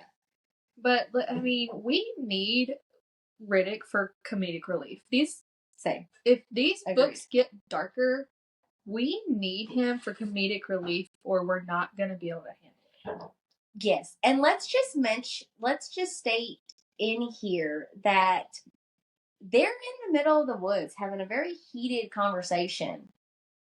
And Violet can't control herself. I'm so glad you brought this up. This is one of my favorite scenes. And Violet can't control herself because she's getting so upset and angry and lightning strikes. I mean, I think it's worth mentioning that when they finally walk out of the woods, Zayden's there. And he heard the conversation. Zayden's standing there. And Rick is like, he's pissed at Zayden. Yeah. And Zayden's like, I get it. Yeah, I'm pissed at me. Yeah, I'm mad too. But he's like, look, nothing happened. Like, yes, I caused her to do the lightning, but I didn't cause her, if you know what I mean. Rick's like I know when you guys fuck, like, she strikes. I just want you to know that wasn't us. I mean, like, that was us. It was us. But it wasn't us. And Zayden's like, I know. The number one reason, which needs to be noted, is that he trusts her. And then 2, it wasn't big enough. It wasn't big enough. And Riddick's like, okay, we're not making dick jokes again. Not that we were ever there, but I'm still pissed at you, and we're not making dick jokes. Yes. Well, and then Zayden also mentions that he's teaching Violet to kill him. The Yarros end up disappearing, and they go back with tails tucked with only one alliance. They got the alliance from Zelna, where they did get soldiers. Their main objective was to find the Yarros and hope that they could cure the venom, i.e. Zayden. And that didn't happen. And now Takaris is king because her... Oh yeah, while they were gone, the venom killed the queen. They started back in school, and they're in class, and this is when they find out that the attack happened on an outpost when they were about to get alloyed daggers. This is when the teacher... Devera.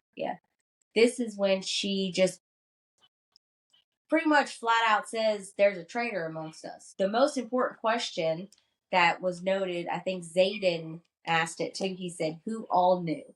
And she said, that's the question. Too many. And I agree, there's too many people knowing too much stuff. Don't get me wrong, I think everyone needs to know what's going on. But as far as that kind of stuff, the only people that should know that are the giving and receiving. Mm-hmm. Are the people who are handling it. This is just a side note. So Xaden's birthday happens in this book, and how sweet of a gift. Seriously. Oh my gosh. So the black onyx metal wrist cuff with a piece of the turret from the roof of Ryerson's house. Is it a big gift? No. Is a meaningful gift. Yes. Love it. And I'm just like, hey Etsy people. Somebody make some wrist cuffs, and the words are failing. So the wyverns are getting closer and closer, and one of the cadets, Lynx, yeah, that's it. Manifests his shadows, and Faden is talking him through how to control the shadows so he doesn't lose control. Magic must have balance. So Xaden is officially too far gone, and magic is saying he is officially dark, and there has to be a light. So at this point, Xaden resigns. Tyrandor is calling for him to come back anyways, and I think it probably has to do with the fact that the wards are falling and there's more wyvern coming in. So he leaves. Now they're going to Arisha, Violet, Imogen, like they're gonna go and help.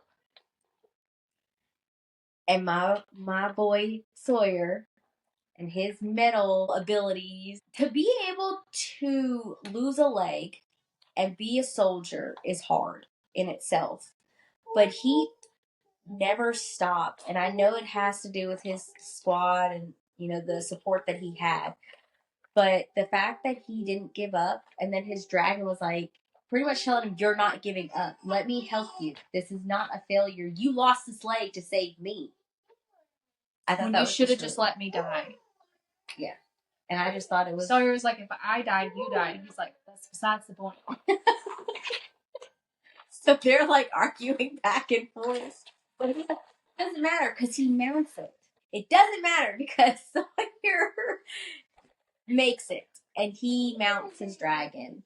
And he officially is back in squad and everyone's happy and they fly. Did you wonder, like, what happens at that point? Like, they save him, but he doesn't have a leg. Were you like, so do you retire? But your dragon can't retire. You can't rebond, or can you? Or do you go in the scrap quadrant? But, like, what happens to your dragon? Like, I was like, what does he do? Does he just go back out there, like, one-legged? I was hoping that he would have, like, physical therapy and that he was able to ride again.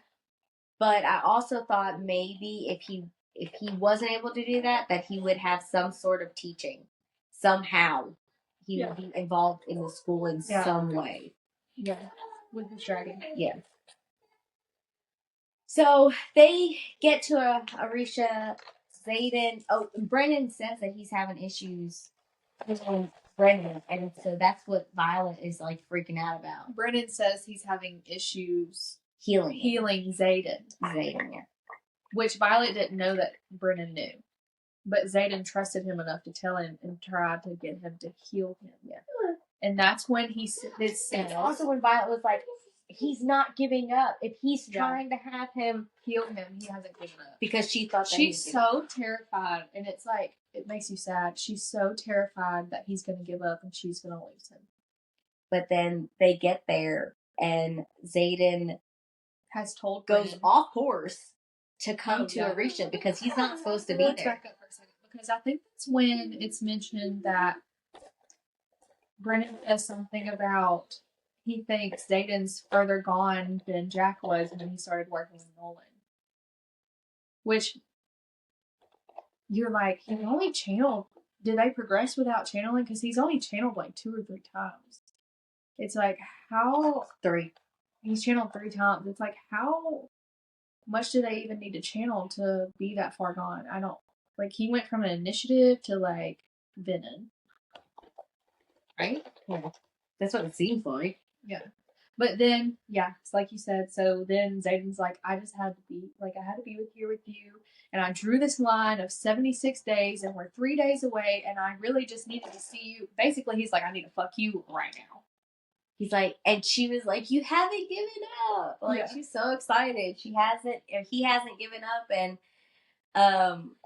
she's like, okay, so what does that mean? And he's, well, I think I'm good enough. I think I have control. And so they start, Is this the armchair scene, or have we passed that? The armchair scene where she, like, mounts the armchair for him to... Yeah, see? Okay. It's my back. Surprises me by unhooking my ankles and setting my feet on the floor in between my armchair and my bed. He, like... You don't remember this? He, like, sits in the chair, and she, like, straddles him with her legs on both sides of the armchair, and he, like, goes down on her right there, and then they, like, screw in the armchair. How? This is, okay, so everybody on TikTok is like, how do they do this? Okay, but, like, imagine, it's a high-backed armchair. But if she's straddling him, how did he go down on her? Are we gonna act this out right now? Did he do this? Yes.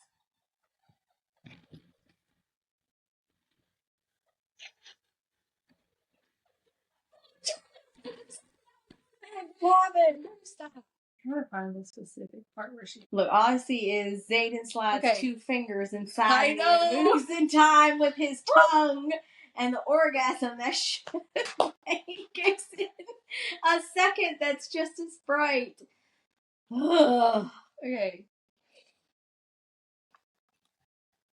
Draws my right knee down to the seat, and the chair creaks as he sits. Flip behind me. Give me your mouth.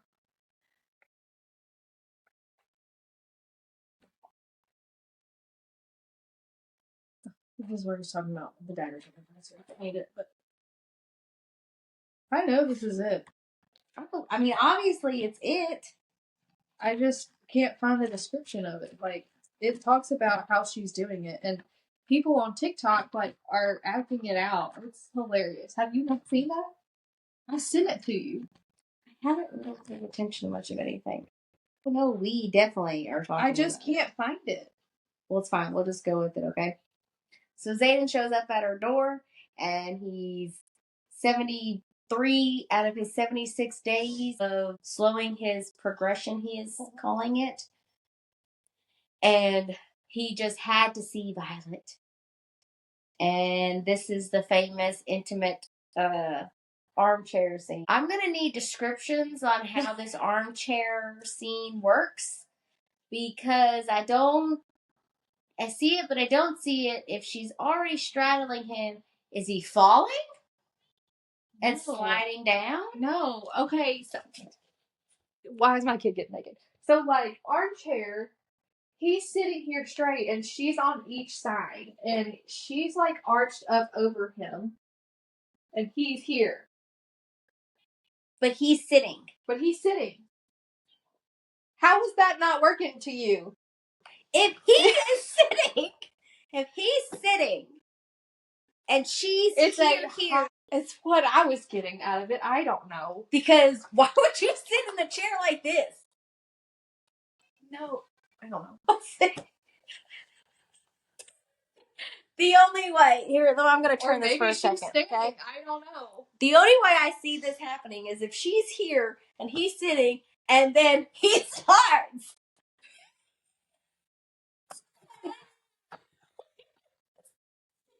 The only way I see it. Maybe that's what they did. I don't know. Correct me if I'm wrong. I'm going to have to go back and listen to it again, because now I'm like, okay, maybe I'm seeing it wrong.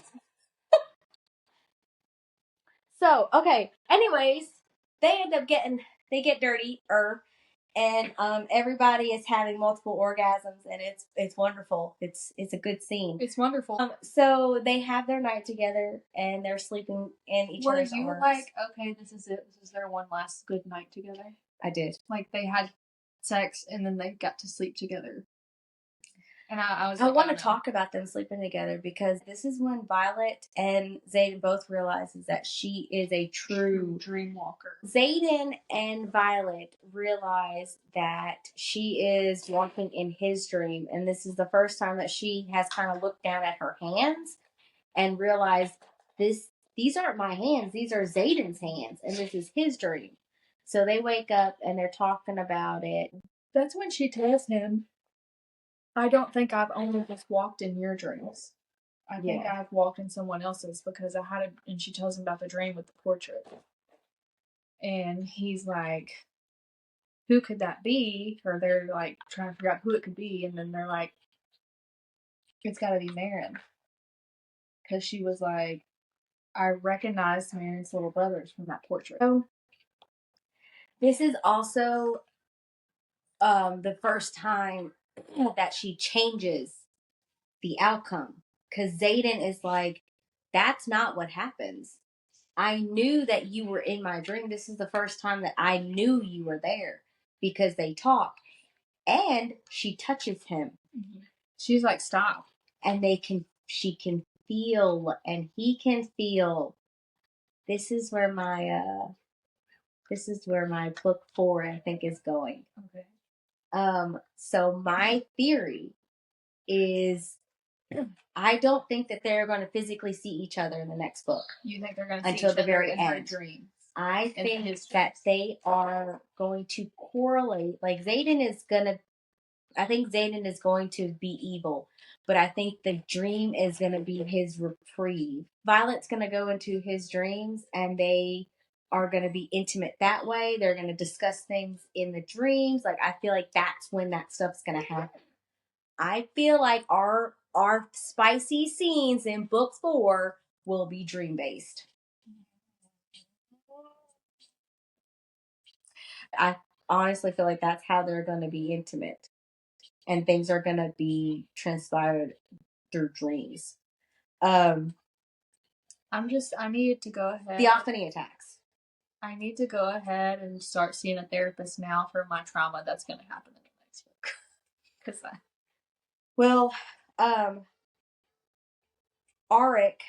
Arik is also being very cryptic in things that he tells them. And you don't really put the pieces together until later. But you find out that Theophany was a high priestess of doom. They kind of put that all together. And Leothin.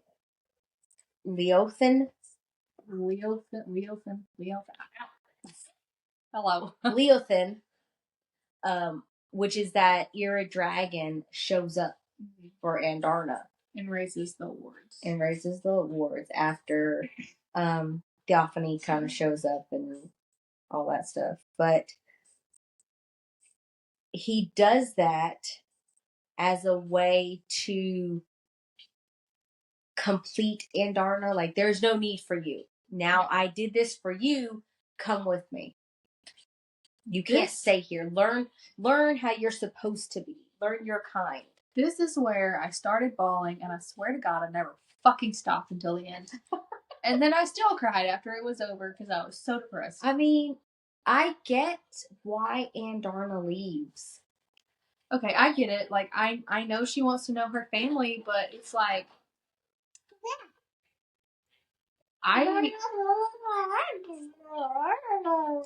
Is that how you feel about it? Yeah, nice. Yeah. No, you don't need my microphone. They can hear you. Alright, thanks. Cool, thanks. And that's how he feels about it. But I just, like, she had to break the bond, and she had to leave Violet. She didn't have to break the bond. No, they said she did. No, he was saying that because Karen spoke to her first, that she could just walk away. Oh, yeah. I remember. Oh, yeah. That it was only the second time, and technically she's not even bonded. And I'm like, yes, she is. Yes, she is. Like, his thought didn't make any sense because they are bonded. And then Violet mourning for her, like, obviously they are bonded for the amount of pain that she went through and her loss of, herself without Andarna. Yes. Like, that's hard. Did you think that he was going to show up, or any of them were going to show up? Did you anticipate them showing up? I thought we'd see something from them again. I did not think that he was going to show up and take Andarna. I did not. I thought they might show up and help. Because the two dragons that stayed did show an interest in Andarna. And it made me wonder. One of them was Theothan. Yeah. I was like, is one of those her parents? But I didn't think they were gonna come and take her with. Which he did say that he was in her bloodline. He said technically, they don't do lines like other ones. He said, but I am of your bloodline. Yeah, but Violet was so sad. She was like, I feel a void. And she was depressed for like days. And then, this is when Mira shows up. And Brennan starts arguing over the mother's missing months. She gets Violet out of the bed, and Violet goes and, takes a shower. She goes and takes a shower, and then when she gets out of the bathroom, she's like, hears them arguing still. And they end up arguing over Mira going to see the long-lost grandmother. And this is when they kind of like figure out that her parents, or her dad really, had taken her to be dedicated to Doom. Mira and Brennan were left with the grandmother while they took her Violet to Doom. Right. And then the priestess was saying that her future was uncertain and that Mira interpreted as Violet was going to turn Venom. Right, but then the priestess that was talking to Violet, she was like, well, it's a good thing they didn't finish your dedication, and since they couldn't see your choice. And Violet's like, uncertain. What? At this point, and then when Mira and Brennan are arguing over it, that's when Violet's like slowly connecting. Because Brennan was like, they wouldn't have taken her. They didn't do that. They didn't do that. And then Violet's like, they did. I remember. Yeah. I remember now. And it all's making sense. That's why my hair is this color. Do you agree with her path being uncertain? Do you think that Xaden is right in saying that it was him that they saw being dark? And because he is in with Violet? No. I don't think so either. I think Violet's going to turn Venom to cure him or something. Ooh. I know he told her not to. He was like, don't channel. He's like, don't channel. I know he told her not to, but I feel like Violet's about to go to the end of the fucking earth to bring him back. If Carolyn is correct, she has already channeled. In a certain way. From the sky, but not from the earth. But is the earth and the sky not connected? I don't know. There's many theories. So many theories. I can't wait to find out what Rebecca has in store for us. I agree that Violet has potential to be dark. And that her path still to this day is not completed. Or is not certain. But honestly, whose path ever is certain? Outcomes change every day. Choices are made every day. No one path can be certain. That's why when Mildred sees the future, like, he can see the future outcomes in battle, but then they go and ask Xaden to help. And he's like, I can't see anymore because you're freaking helping. So obviously the outcome is going to change when you make a decision to ask for help or change your, So after they get done arguing about that, and Xaden just says, it's not Violet turning Venom, because Mira is like, Violet's going to turn Venom, Violet's going to turn, and he's like, no, it's me. I'm the one that you see. She said, because the High Priestess told Mira something like the holder of Violet's heart into dark. That was what it was. And so Mira's like, Violet's gonna be a villain, and then Zayden's sitting there like, no, I'm the holder of Violet's heart. Like, it's me. And then Mira goes off. I have to say, I would be in Mira's shoes. I would be so hurt because she's not being told anything. Everything is hyper focused on Violet. Like, she couldn't even be given the journals because they were only to be given to Violet by her dad. I feel like Mira is lost in a sense. But then to find out that everybody knew about Zayden but her, because of the way she reacted.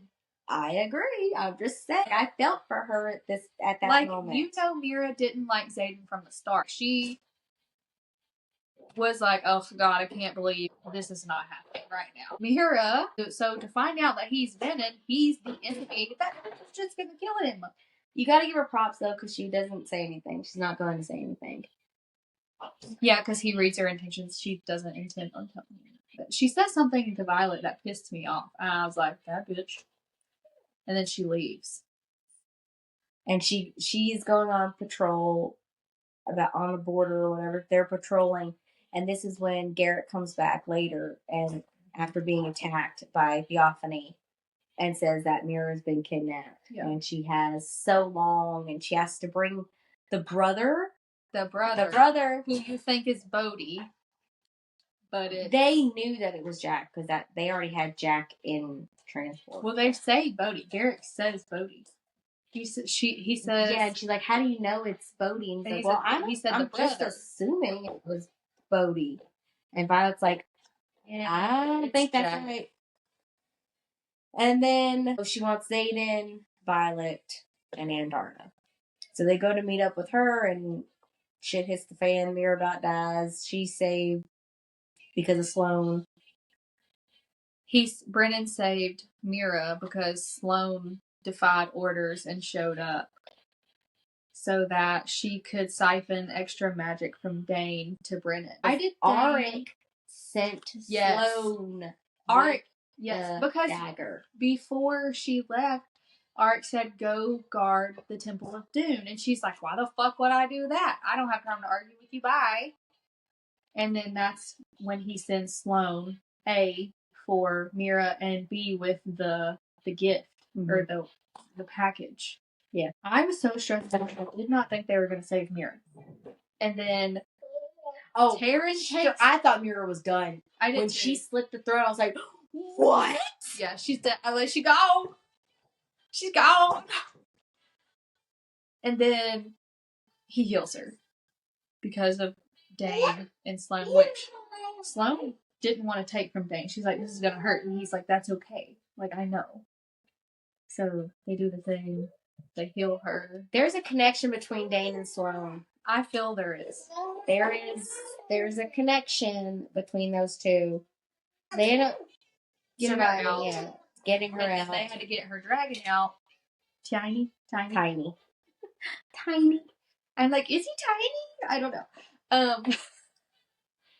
So they like all dragon names, Tiny. I know, right? Taryn takes Tiny to the cliffs, and I'm like, oh, this is about to be bad. It's just Bodhi and Violet left. This is going to be so bad. And she sends Taryn. She's like, you have to take him. You're the only one that can. So she's without anything. Protection, pretty much. And he goes so far away that she's cut off from the magic. Carolyn's theory of she channeled from the sky. Did she? Because wouldn't she channel from the sky right now if she did? If she needed it? I'm telling you, like, she needed it. Yeah. I don't know. We're just gonna have to. So Violet and Theophany ends up. This is when they find out that she's not a lightning wielder. That she's a storm wielder, like her mom. So that tells me that Theophany is her mom's equal. Like, that was the balance. And her mom had a face-off with Theophany and lost. So that's why she retreated to the wards and hid and then prepared her kids. I think. Do you remember way back when? They were talking about how Violet thought her mom was a a venom venom. because she came home so exhausted with red eyes. She I think this is when that occurred. Yeah. I thought so too. And then, so they fight, and she's about to lose when she starts putting the pieces together. Sigale saves her, because Zayden can't get there, and he begs Sigale to go save her, and she does. But she starts piecing together Auric, the dagger, Dune, High Priestess. What is Dune? But vengeful. If anything, she's a vengeful god. So when that marble dagger from the Dune Temple was sent to her, she said, "Okay, if I can't kill her this way, if I can get close enough, I can kill her with this dagger because she's a priestess of Dune. Because she's not just venom, right? And Dune is a vengeful goddess." And I was like, "Yeah, knowledge is power, right?" Auric's the badass too, right? Why she didn't listen to Ark? I don't understand, because Ark never stops her to try and tell her things like this. Why wouldn't? My thing is the amount of time that Ark has spent with them. Why wouldn't he have just told her? Yes. Why wouldn't he have just said, "Hey, I have precognition is my power." And I saw that. Why wouldn't he have told them? I don't get that either. Unless he didn't want anybody to know, like, higher ups. Yeah, I don't know. Is that his second signet, or is that his first signet? That's his first signet, because they kept saying, like, he hasn't manifested yet. He hasn't manifested yet. He only has this long. Like, oh my God, is he going to make it? But he's so very secretive about it. So that got me too. So during this battle, there's so many different inner battles happening all at once. There's so many different scenes going on. Yeah. There's so many scenes going all at once. Zayden's fighting his battle. Theophany is fighting with Violet. Quinn is fighting. Imogen's fighting. Like, Ree's fighting. Everybody's got their own battles that they're all fighting within the same one. But I just want to mention, because I thought this was one of your favorite ones. You liked her signet. And the fact that she was so happy she won, just to be turned around and have that dagger. Quinn dying hurt me. Okay. And her last words, "Did they get out?" I was like, it also got me that she obviously was one of Imogen's best friends, because Imogen she was like, I can't leave her. I am so glad that Rebecca put that in there, though. The story? Yes, about them meeting. I was like, are you? Because it just tore me up more. But then, okay. So sweet. Stop, you're gonna make me cry. I've cried enough over this fucking book. Okay, so then Garrick shows up. He walks in, by the way, like, what's it called? No fucks given. How's he walk in? Like, his signet is distant. He distant wheels in. I don't know, whatever you call it. He walks to her. And he's like, "We gotta go, Imogen. Like, we gotta go. They're taking the magic from this. They're gonna kill us." So she's like, "I can't leave her." So he's like, "Imogen, I'm not leaving you." And I felt like that was Garrick showing Imogen, like, I care for you and I'm not gonna fucking leave you. Let's go. I'll take her. Let's go. And then she's like, she tells us basically that he walks with her, however he does it, back to wherever everybody else is, or wherever they need to take her. It needs to be noted that they are removing this power, but who else was in there with her? Dane. Dane got out, did he not? Dane went after the other venom. Okay, yeah. So where's Dane? But we never see Dane again after that. No, we don't. You know who else we don't see? Bodhi, after he leaves Violet, we don't see Bodhi ever again. Which we know that Bodhi's missing. Bodhi's missing, Dane's missing. Well, we don't know for sure. Garrett drops Imogen off with Quinn's body, and she's like, where are you going? And he's like, I don't know, I'm gonna go find something to do. And he leaves. And we don't see him again either. Who? Garrett. Oh, yeah. Alright, so Xaden and Sigale being captured. Bawling. I was bawling! Sigale begging Xaden not to channel. Her. To channel to save her. Pancheck being the traitor. This is when you officially know that Berwin is still alive. The sage. That someone close to Xaden is a Venom. It doesn't say who, but they say, quote unquote, the new brother. Berwin kills another dragon and threatens Sigale, and then Xaden snaps. And kills everyone. Everyone except Berwin, Pancheck, and Friend. He channels so that he can save Violet again. He is fully Venom, but he clings to the love for Violet.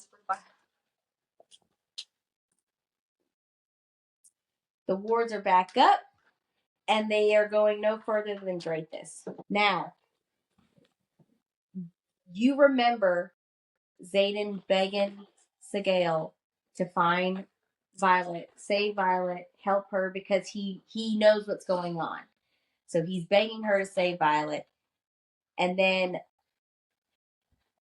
he's developing a plan. And he's like, I have to see her. She will see me. She will see me. He's begging Sigale to ask Taryn to let him see her. Yes. Yeah. So that he can get her to So we know at this point that Xaden and Violet team up. Like, they are connected at some point. They find each other at some point during this. So 12 hours later, you have 4 riders, 4 riders, their 4 dragons, and 3 elders are dead. Now you have 4 riders, including Xaden, are missing, and they are presumed to be responsible. Violet is married and doesn't remember because Imogen took her memories at her request. And then you have Xaden's note, it's yours, don't look for me, pretty much.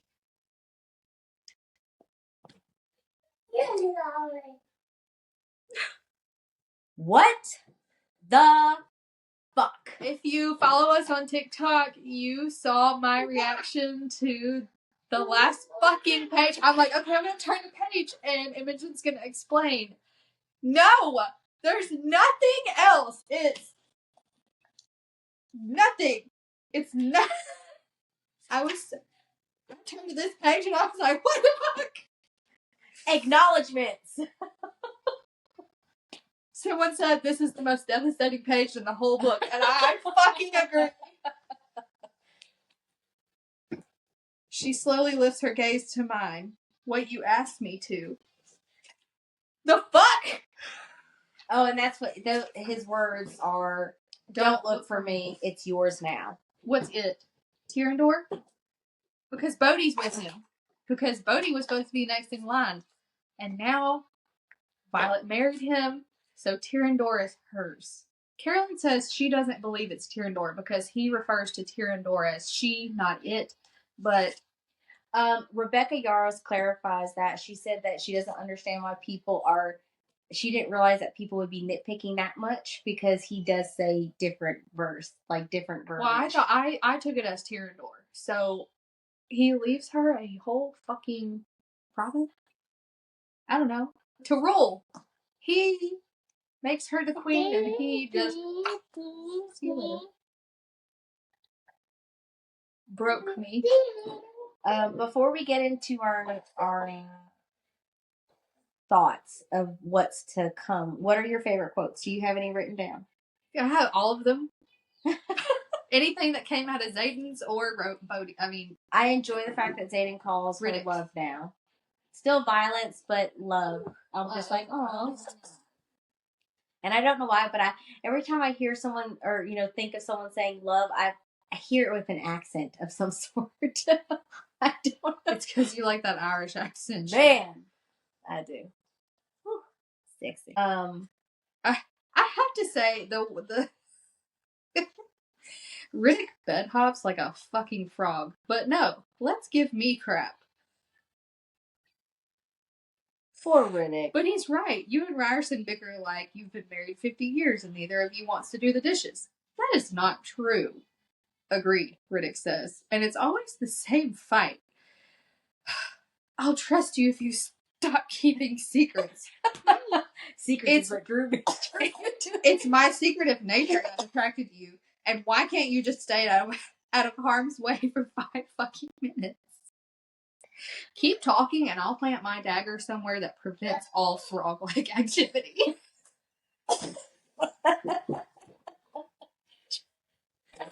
Ooh.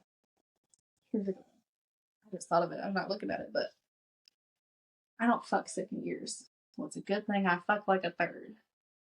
Oh, when Renee... He said that to a guy, too. Did he? Yeah. I thought it was a girl. Do we think Riddick is bi?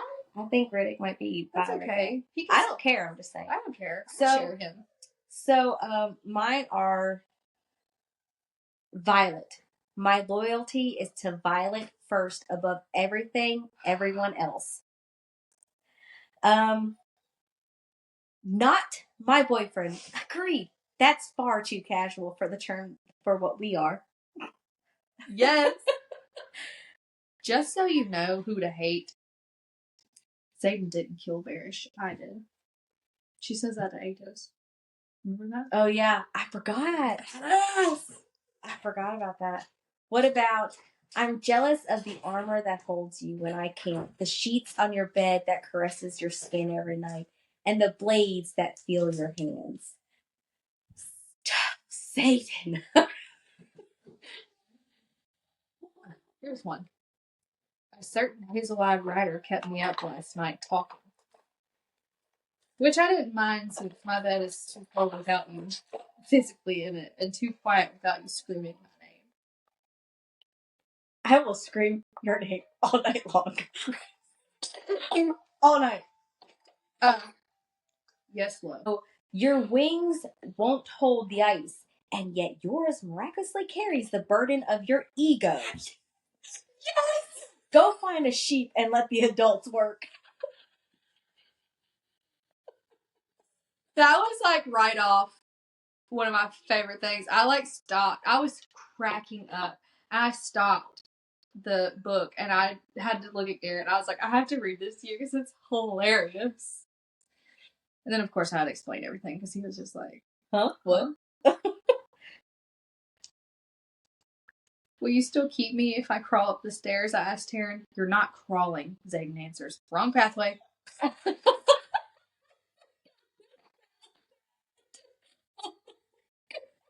Just so you know, all the ones you've said, I have had highlighted too. Oh, gods, just stop flirting and fuck already. Yes. I said that out loud, didn't I? Yes. Garrick's going to blow you off the mat. Now that I might enjoy, depending on his method. I'm going to stop talking now. Good job, Atos. Was that a fucking compliment? What the fuck is going on? Did you give him something?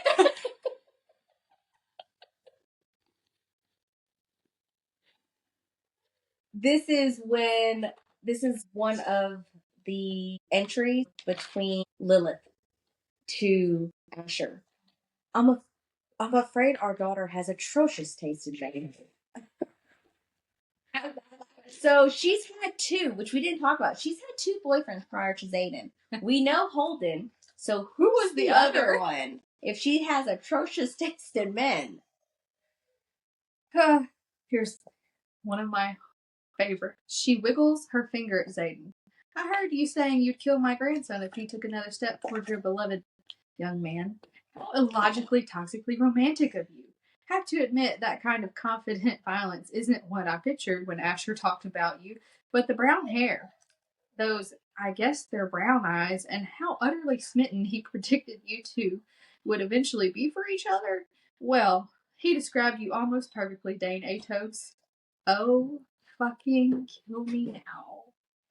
This is when they were getting the journal. Or yeah. And she mistakes Zayden for Dane. I would be dead. Mira was dead. Mira about fucking killed over. She had to walk into the next room and gather her. She really, honestly, hasn't thought about you. At least not since the second she set eyes on me. Yes, I forgot about that one. Zayden looks over his shoulder. Yes, the table is broken. Now what do you need? You two totally broke it, didn't you? Like the armoire no one was supposed to notice getting hauled out of her room during first year? Look, I just love him. I need sex like that, where we break furniture, that you're freaking banging me so hard that we are breaking shit. Fuck, yes. Oh. Okay, you already hold my soul, and now you want my pain? Getting greedy, Violet. And I have one more. The one time that Violet said this, she was in the middle of battle, I think. She says, busy right now, love? She called him love. Ooh, he's using his wing leader voice. I still like her when she's like, don't try that on me, it doesn't work. Are you using your wing leader voice right now? That just didn't work on me. Alright, and my last and final one that I think is something worth noting because I think it's important, like really important.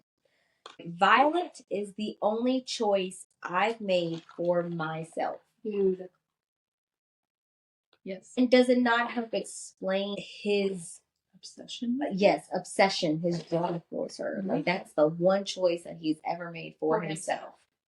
Not just the only woman he has ever loved and been in love with, but the only choice that he made for himself. The only selfish choice he's ever made in his life. Okay, so now are my thoughts. Well, some of my thoughts. I have a bunch of them, but I'm just gonna say these right now.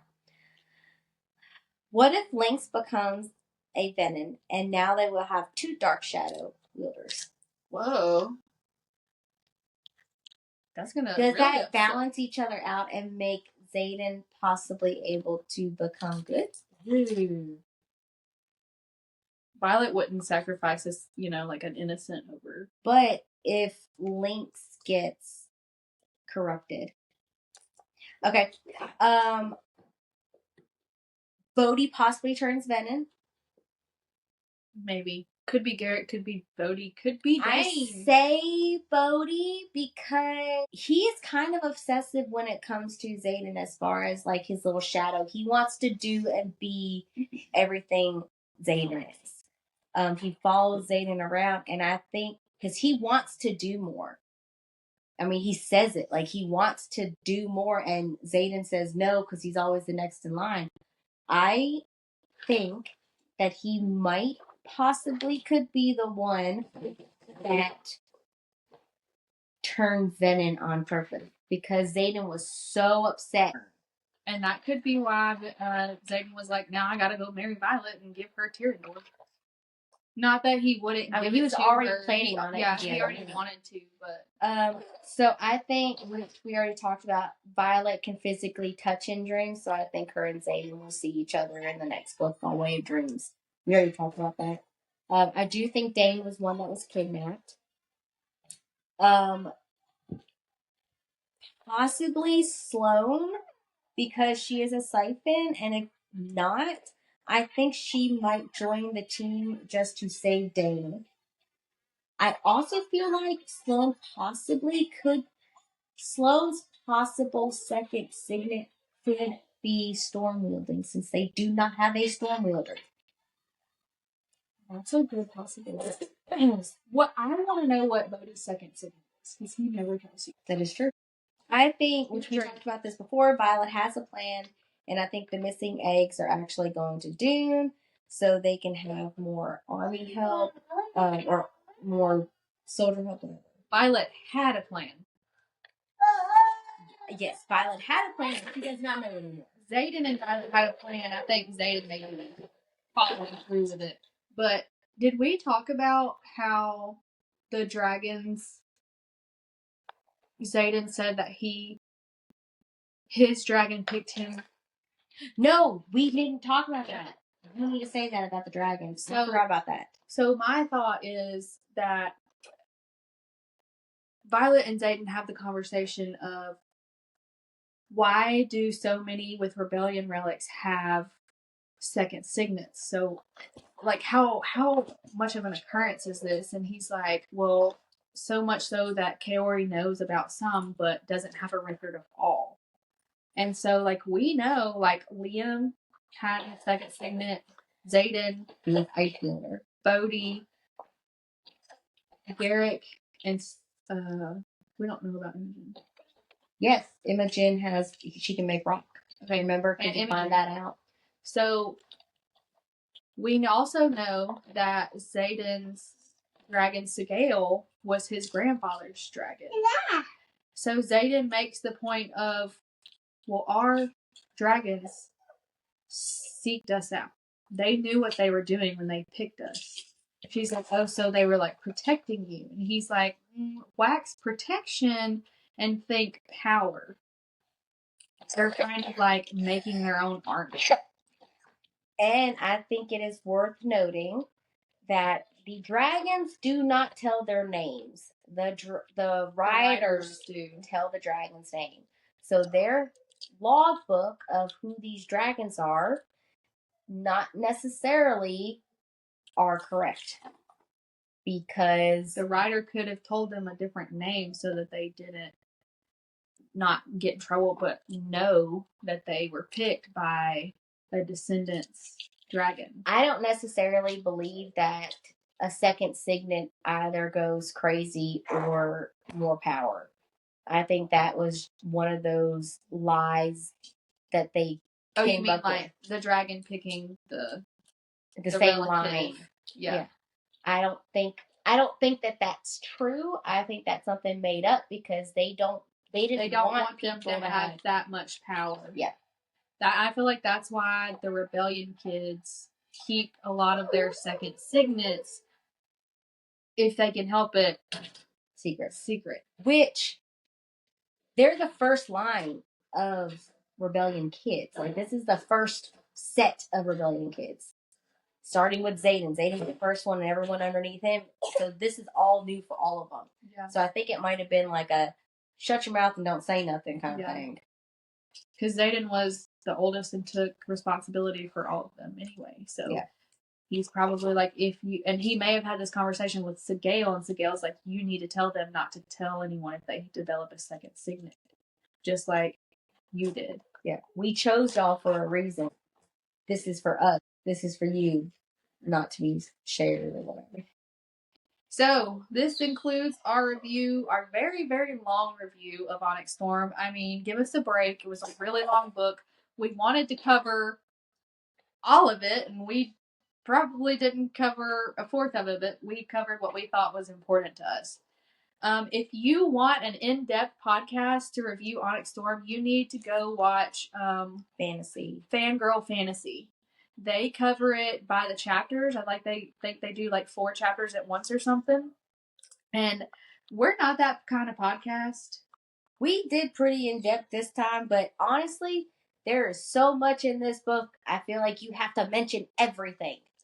We didn't mention everything. All 3 of them.